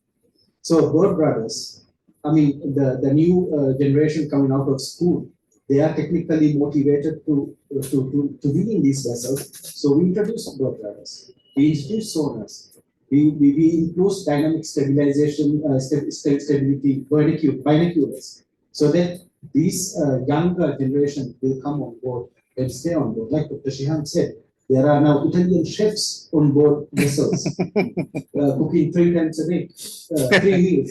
You have flat panel TVs. Some of them, they go on board on their motorbike. And then store their bike, go fishing, because they don't come back necessarily to the same island. They go to another island. They take their bike back to the other island. They use it and then again come back on board with their bike. Yeah. So this is how we try to sustain the pollen. And we have only one kind of fishes, hook and line. So we cannot diversify into nets because everyone is banning nets. So we don't go back to net fisheries. So we have to try and manage with the resources that we have. So that is, I think, what we have done in the industry to try to sustain this. Dr. Ria's presentation told us the first day, how much we are dependent. 50% of the workforce is involved in fisheries. So we cannot let this industry go. So we can't diversify into another industry because there is basically nothing, no land, 1% land, 99% sea. So these are some of the, I think Dr. Shihan mentioned this, but I think to put it in the context, this is how we are doing it. Thank you very much for the questions from this I would like to add. Shall we go to that last presentation and just the time for the discussions and other things? Then we can get to that part. Could you please the last presentation from Dr. Das?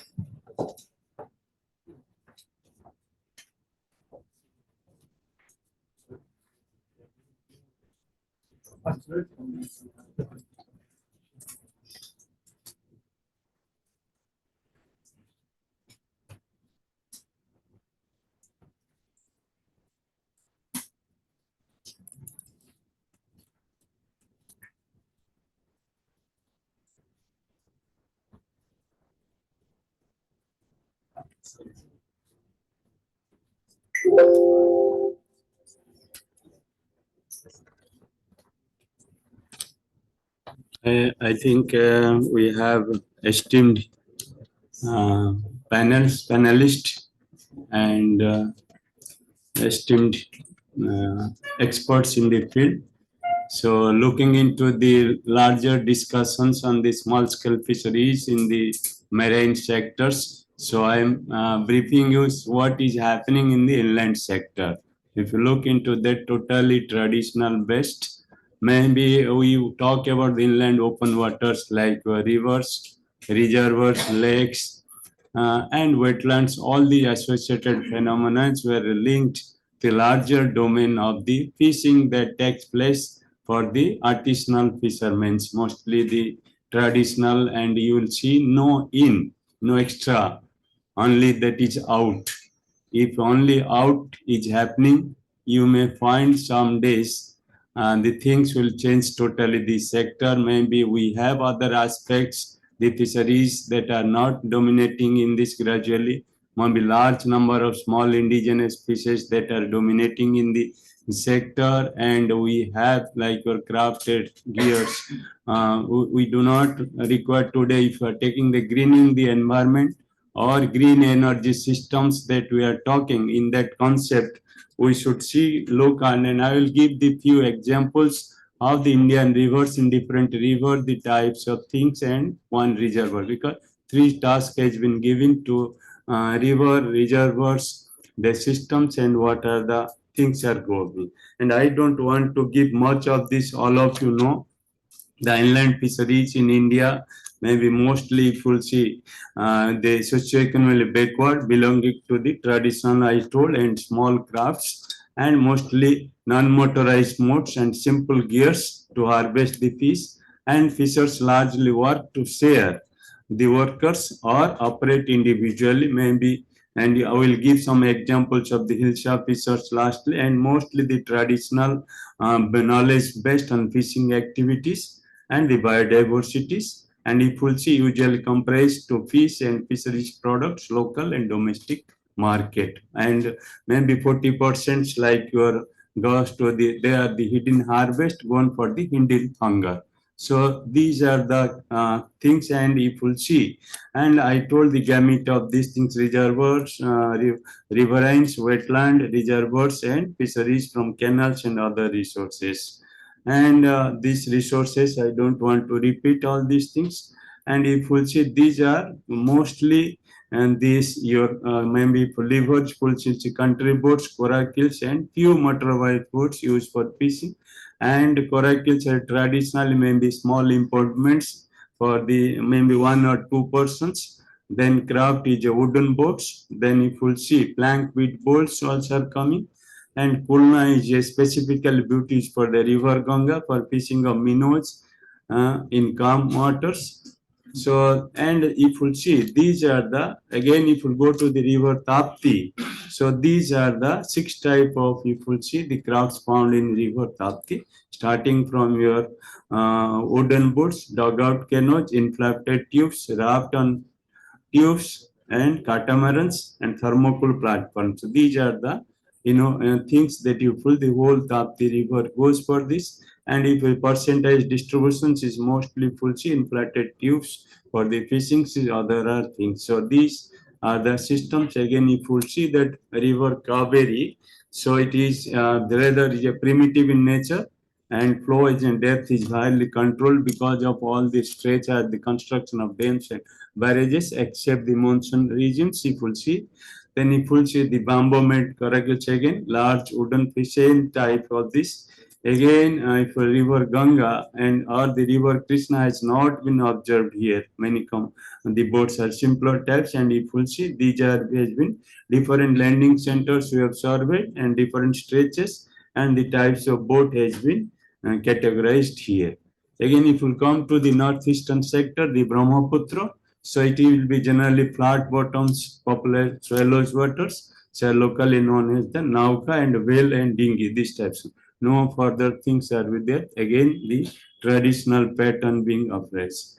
And if you see, go to this, what are the things people are like on coracles, they are making into the FRP based systems and modification versions in different things. And CIFT has also designed the fiber and boats for the use in the some of the reservoirs and solar base. So these are the very little innovations takes place in terms of going to the systems. Again, if you see this, if the traditional gear systems, if you see, mostly your gill net, seal net, drag net, and several miscellaneous types of based on the location specific and species to be caught. not this different troughs. And if it's hook and lines is the mostly used for the hilly regions, all these things, and beds are modified based on the species, if you see.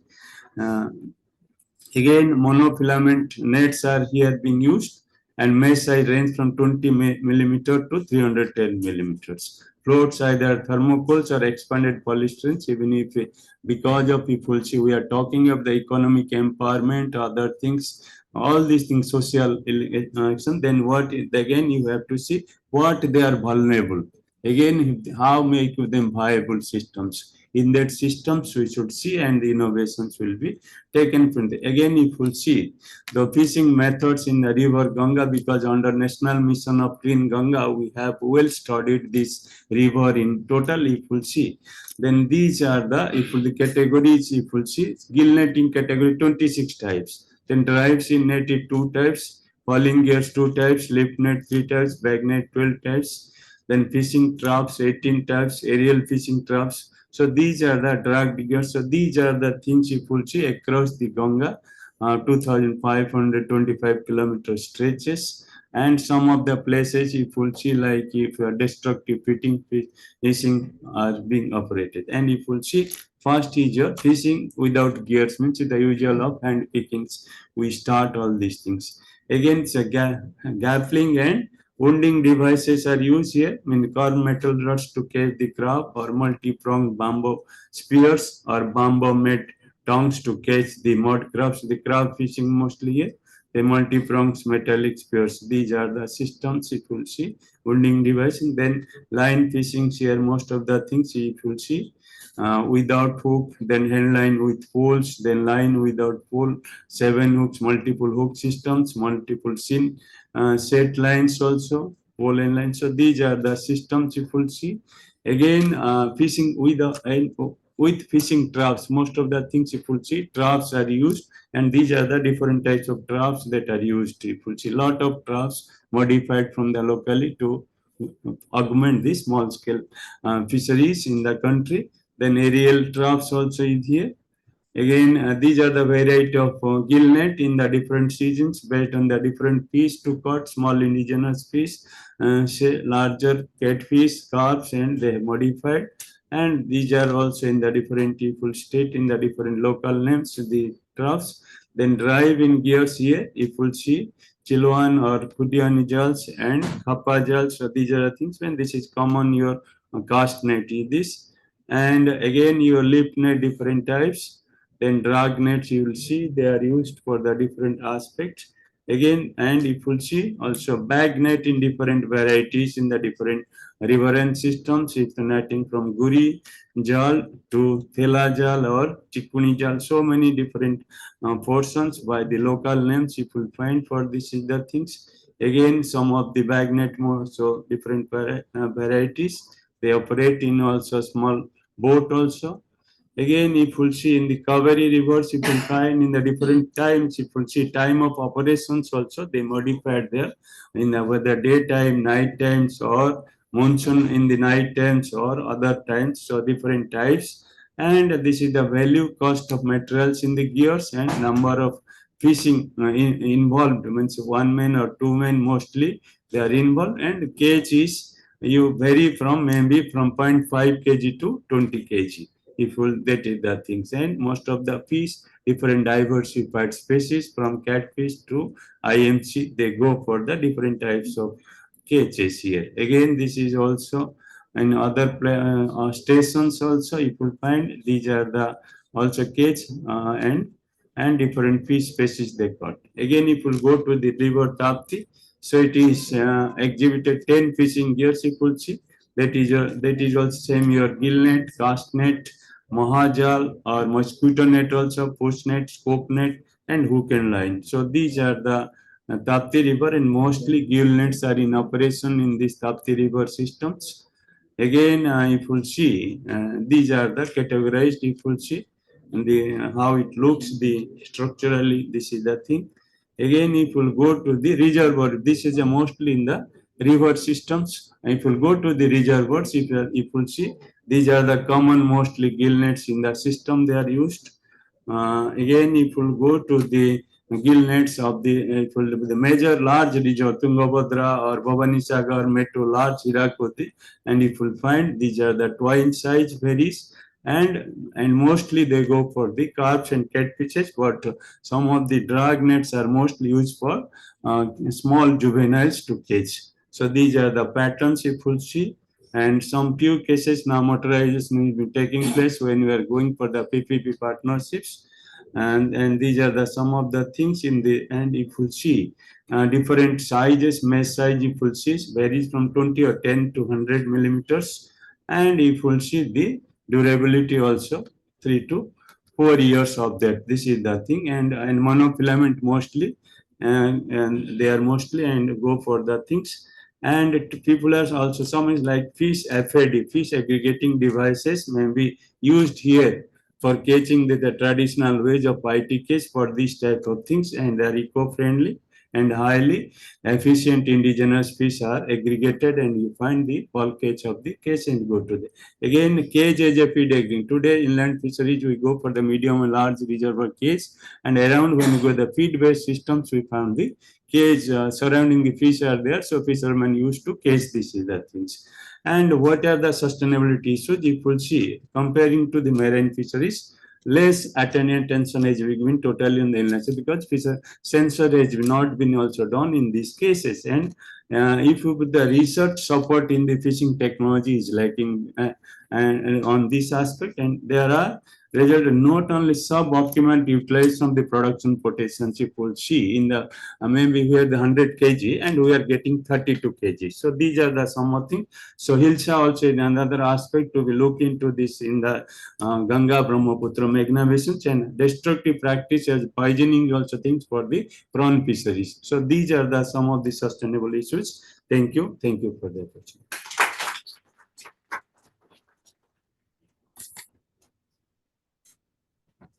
Thank you very much, sir, for a very elaborate presentation, trying to bring everything within a 10-minute period. You can find that the pattern here are totally different from what we were discussing in the marine field. The issues are also really different. I think the varieties of boats and the nets are also very great in the inland sector. As you rightly mentioned, the attention that is given to modernize the craft is, I think, very much more. That's what I think. With this, we thank you very much, sir. Thank you.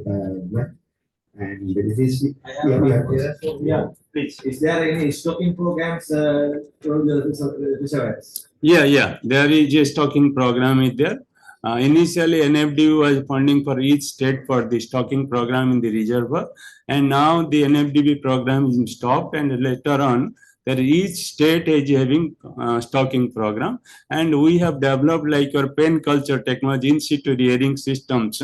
Those are the systems for the small other things, and they can go for the stocking. Yeah, please.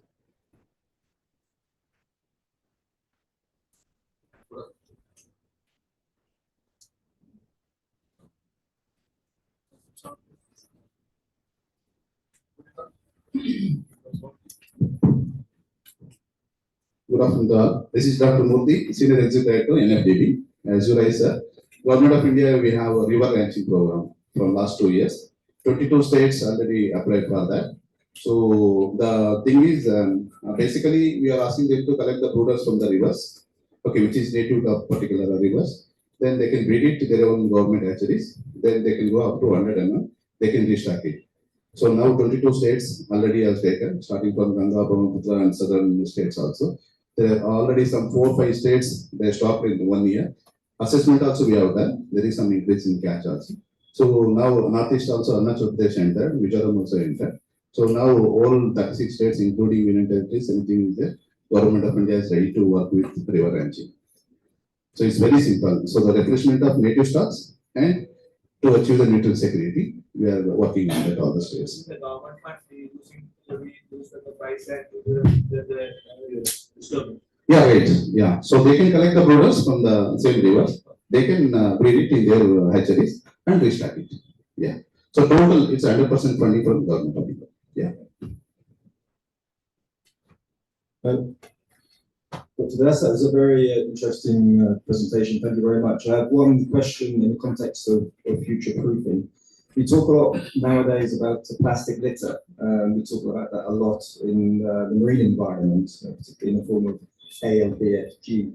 I'm just wondering, do you give it much consideration as yet to the problem in inland fisheries, especially given that predominantly the gears are passive, so gill nets and monolines, and these are the types of fishing gears that can be a problem once they become abandoned, lost, or otherwise discarded. Yeah, because of time constraint, I didn't show that things. If you see in river Ganga, usually if you go for a bagnet fishing, if they catch 10 kilo, out of 8 kilo is plastic, 2 kilo is fish. So that is the thing now. If you see, the things are going very detrimental to the system fisheries, all these things. And this time people are collaborating how awareness, sensitizations, other like your Kanpur and other stretches. People are going for the different NGOs and other people are going and creating awareness and other things. And under National Mission for Clean Ganga, so we have a different where Ganga Praharis are being recruited to look into this type of activities to preventing. Again, another aspect also, different aspect of sewage treatment plants has been constructed. And over the years, the water quality of the river Ganga is also increased. And people are in the process to look into all this. Okay, thank you very much. Just for your information, tomorrow morning we have a presentation in the main hall from a colleague from Uganda who's going to talk about inland fisheries in Lake Victoria, and he will also discuss what they're doing regarding ALDFG. Thank you. Thank you. We are also working with one vulnerability to viability, one project where 10 African countries and 10 Asian countries working at Canada University of Ottawa is leading these things, and after that we are working how this mostly we are working on in the inland fisheries. Other are working marine aspect, how the resiliency will be developed for building of the river, reserve and wetlands, small scale fisheries, resilient systems, building block mechanisms. Thank you.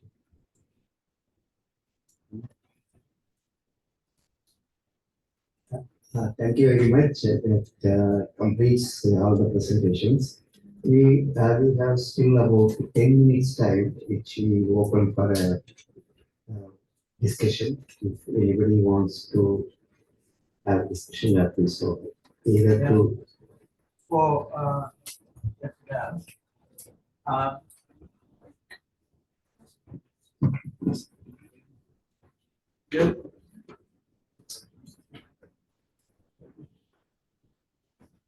Thank you. That was a very interesting presentation about small scale fisheries and how you support and how you manage. I'm wondering, because one of the things that that I identify certainly in the international dialogue on this is the importance of social protection. If you are to maintain and future-proof these small scale fisheries, you have to make sure that they have a continuous income, so to speak, for any policies on or any measures to work. So I'm wondering what sort of social protection schemes that you have to ensure that they have meaningful engagement or employment, so to speak, in the small scale fishery sector. Questions? Okay, please. Sorry, I didn't see. I was just find the questions.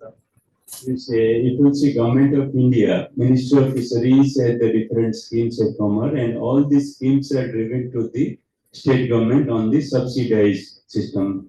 And insurance, other like you for constructing a community structure house, all these things, and they are giving the alternate livelihood, some cases, all these things. And besides the state government is also basing, because fisheries is a state chapter, each state government has also schemes in the different aspects. Lot of schemes under Prime Minister Matsya Sampada Yojana, RI Rural Infrastructure Development Funds has come out, and for these protections again initially inland fishers was not looked into, just marine fishers are covered. Now people are thinking that all the inland fisheries can be looked into under this scheme also.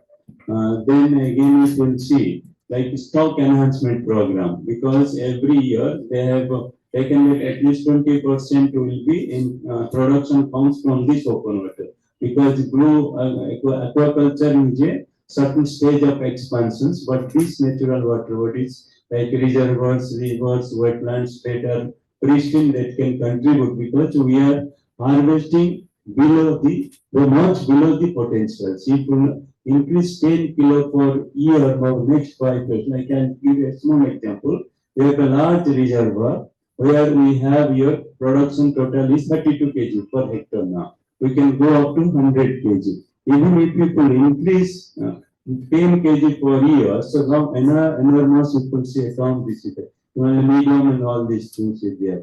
And wetland also we are getting only 300 kg now to 500 kg, which is a potential of 15 kg to 2000 kg. Even 100 kg will increase on this system, and your cost of input hardly 10 rupees. Like you have 100 millimeter fingerling, in situ raising of like 10 culture you have industry within 45 days, you will get more than 20 gram size, and that will act as a stocking material. And it will also not hamper any of the biodiversity, because again we are planning some of the like Puntius groups, which is auto-recruitable species. It will increase that is the things, and it will definitely increase. Again, if you see catfish population is automatically coming up. We have with NFDB support 5 wetlands we have tried in Bihar. We found that the production has gone from 1.8 times to 3.5. That is not. Another case is fishing man days from 35 days to 100 half a year. So that is a incredible thing. So if we increasing the fishing man days, that the migration will be stopped. So these are the some of the things we should see under social security point of view. Thank you.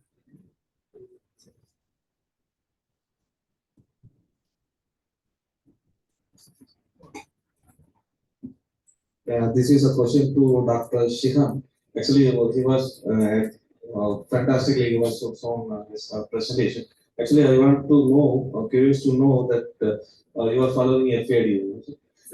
FAD, Fish Aggregate Index. So, what kind of FAD you are using, and then material you are using, and whether you are having any gear restrictions, and then hook size restrictions, or whether this one is that only small scale fishermen or mechanized fishermen fish. Thank you. It's a very important question. So the thatch that we have, first of all, is anchored. It's not drifting. It's anchored, and it's anchored about 2,000 or 1,500 meters. So it's a very long mooring line, and the kind of key visible aspect is the buoy, and it's about I would say about 10 feet in diameter. It's marked, and the attractant to it is not nets, because unlike in the drifting pads, they have a netting to attract and to increase the surface area, so to speak. But because in anchored pads, there was netting to increase the drag and put too much pressure on the mooring line. So it's a very lean, very efficient pads. What sort of fishing are allowed? By law or by regulation, it's only allowed to fish pole and line. It's exclusively for pole and line. And no other fishes is allowed to fish around how many kilometers? 2 couple of kilometers. 3 miles. 3 miles. 3 miles, that's right. So, and hook size, of course, in pole and line, they use probably 2 or 3 different sizes. There is no restriction on hook. You know, pole and line is done on barbless hooks, so there's no restriction. But of course, there is some bycatch, a cord. Sometimes rainbow runs, dolphin fishes are what is bycatch, but not much. And I would say about roughly about 40% or probably less of the total Maldives landings is probably would have been caught around flats. So actually, what kind of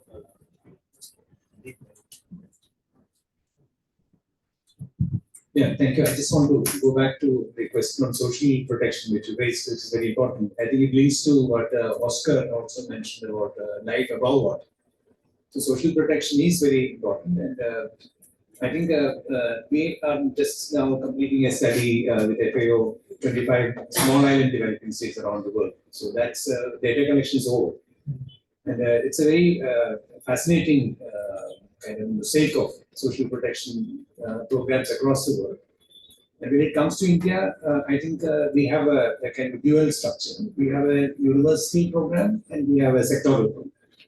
So sectoral programs are monsoon ban billing, specific to the fisheries sector. There is a saving cum relief scheme. So that is given by the fisheries at the state level and the departments of fisheries at the state level. Whereas at the central level, you have access to education, health, sanitation, pension. So all those are universal schemes. And I think increasingly the tendency worldwide is to move away from sectoral to universal. The social protection is a right under the ILO Convention, Social Security Convention.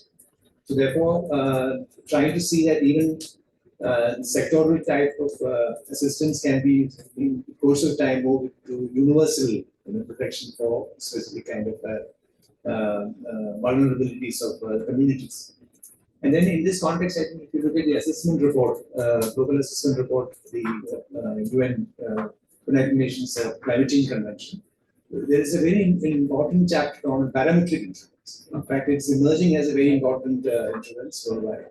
So if you lose, if you do fishing for 3 months, and then you don't have any income the rest of the year, then parametric insurance can be an important tool. And I think this is again one area where I think countries in South and Southeast Asia, which are vulnerable to climate change impacts, if you think in terms of future proofing, I think parametric insurance also should become as one of the important things.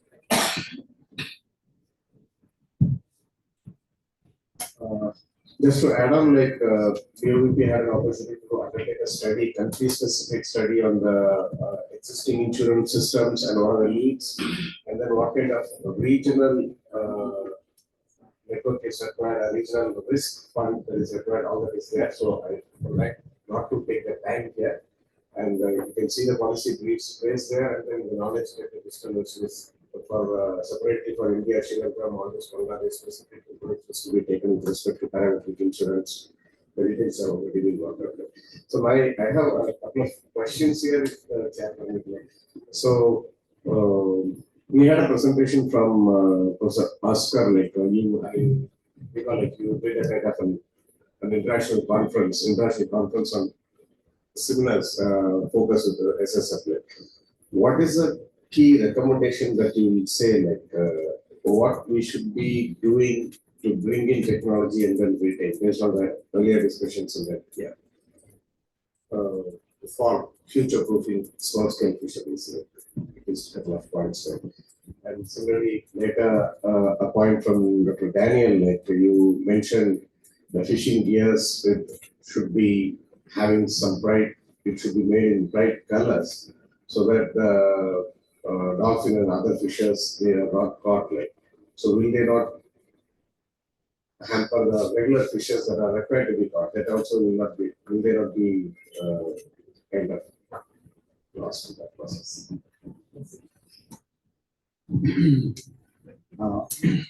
I was stressing on this importance of interactive platforms, and because it is quite evident back at home that scientists we do a lot of research, and how much of that research has been translated into action. So much of knowledge is there, and they end up in a library or in a good journal or whatever. And who will pick this up? And what happens to all this kind of research? Because secondly, this link between people on the ground and the research. And do you get the correct message? What is exactly important for the country? What are the priorities, research priorities? Because research are limited in BOBR, right? Research are limited. So limited resources should be diverted or channeled to where it is most wanted. And the most, what I felt was even within the country, now he is the chairman of National Fisheries, right? Research Institute, the National Lab. And he don't think, for example, at the beginning of the year, no agenda, one research agenda, like There are scientists who, because of vested interest, they do research because they want to publish. Without publication, they don't rise up. So this, communication and knowledge translation, and this is why Sven Yentop in his book Do Justice said there has to be an interactive process. Now, one good thing, for example, now lagoon fisheries management in Sri Lanka. We have this lagoon fisheries management committees. This is an interactive platform. You have, for example, fishers, the forest officers, agricultural officers, and local administrative authorities all sit together. So that is an interactive platform. And when it comes to interactive platform, our SSR guideline implementation process, people even pointed out that it has to be well integrated, inclusive, participatory and holistic. Participatory means training, capacity building. These are necessary. You want to get people to the decision-making platform, but if they don't understand the language, they don't have the capacity to participate. You don't get them, their views. So this training, capacity building, and participation, interactive, governance or interactive platforms, those are really necessary. We can start from where we start in lagoon fisheries management. That is a good example, which they have started.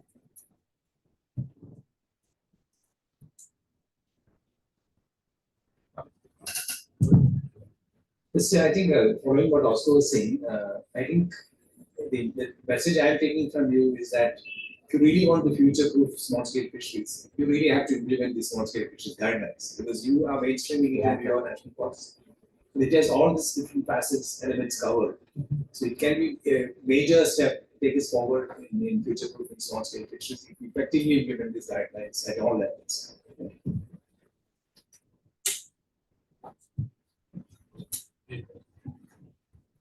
Thank you very much. I said that.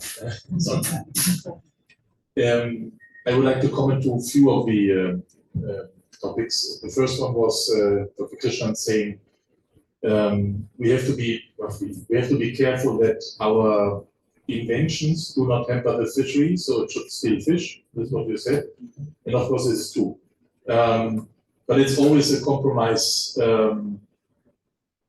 If you want to change something, so the devices we have, the gill nets, for instance, they are very good. They have developed over many years, but they have their problems. If we change them, then we may lose some of the efficiency, but we gain another benefit.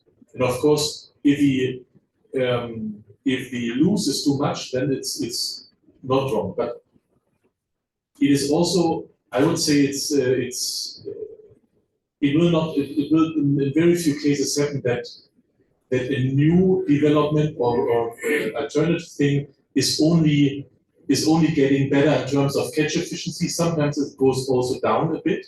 But the question is, and this is the question related to your comment, we know many solutions to the world problem. The question is how we get it in, because sometimes the solution has a cost of lower catch, a cost of money, we have to buy it, or a cost of whatever. And then we need to incentivize this. It's very good to have these guidelines saying, okay, these are all the tools available. This is a toolbox you can choose, but it has to be chosen. This is what you in fact says, and this is I completely agree. And in the ideal world, it's a fisherman who says the tool is so good, I have a benefit from it. I choose it for free. I choose it freely. This is my choice. But this seldom happens if these circumstances are not right. For instance, the gears protecting the whales. If there's no public pressure on the fishery, for instance, saying you have to invest a little bit more in the new whale safe gear, but the benefit is that you can fish and you can fish in the future, because otherwise, in our case, the society would say stop fishing, or the customer don't sell it, because in our area the consumers are really interested in a green way of fishing. So if you invest this amount of money, then you do it, and then you have the benefit of sustainable and long future-proof fishing. In some cases, it does not work. The incentives are not high enough so far. Maybe they increase in the future. Maybe not. The second type of incentive, so to speak, is the pressure from the fishery management. They say, You don't have to choose. We tell you you have to. This is the second best option, but this is still not an option. And yeah, incentives is the major thing, I think. Yeah, thank you.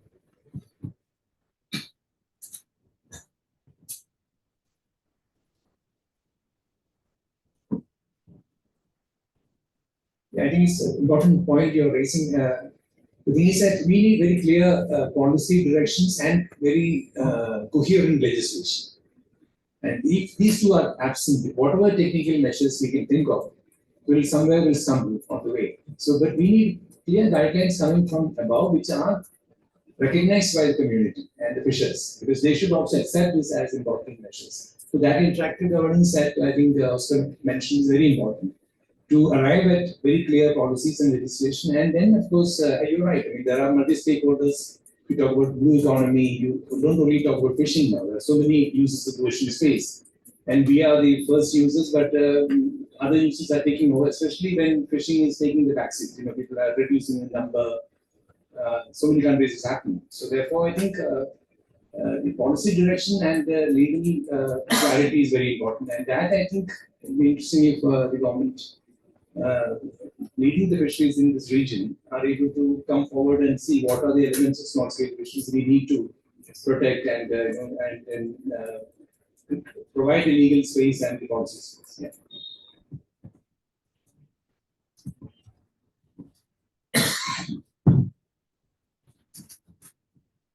Thank you.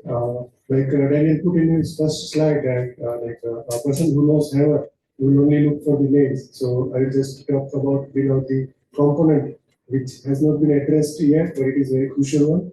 That is about the coastal and oceanographic processes, because when we want to make it like future proof, there will be like external factors which would affect to the small scale fisheries, and we need to also be equipped like about the what is going to happen in the future. In terms of the coastal processes, in terms of oceanography, and Bay of Bengal, in one way, we can say it is kind of like a very good natural laboratory, because many of the other parts of the global oceans where the oxygen minimum zones, when it is projected to be expanded, we already have that, and how do we tackle to that will actually lead the way, for the other parts of the world as well. And there will be man-made interventions as well. For example, in India, we have very good case studies, like when the some of the I would not say bad planning, but on that particular time and era, whatever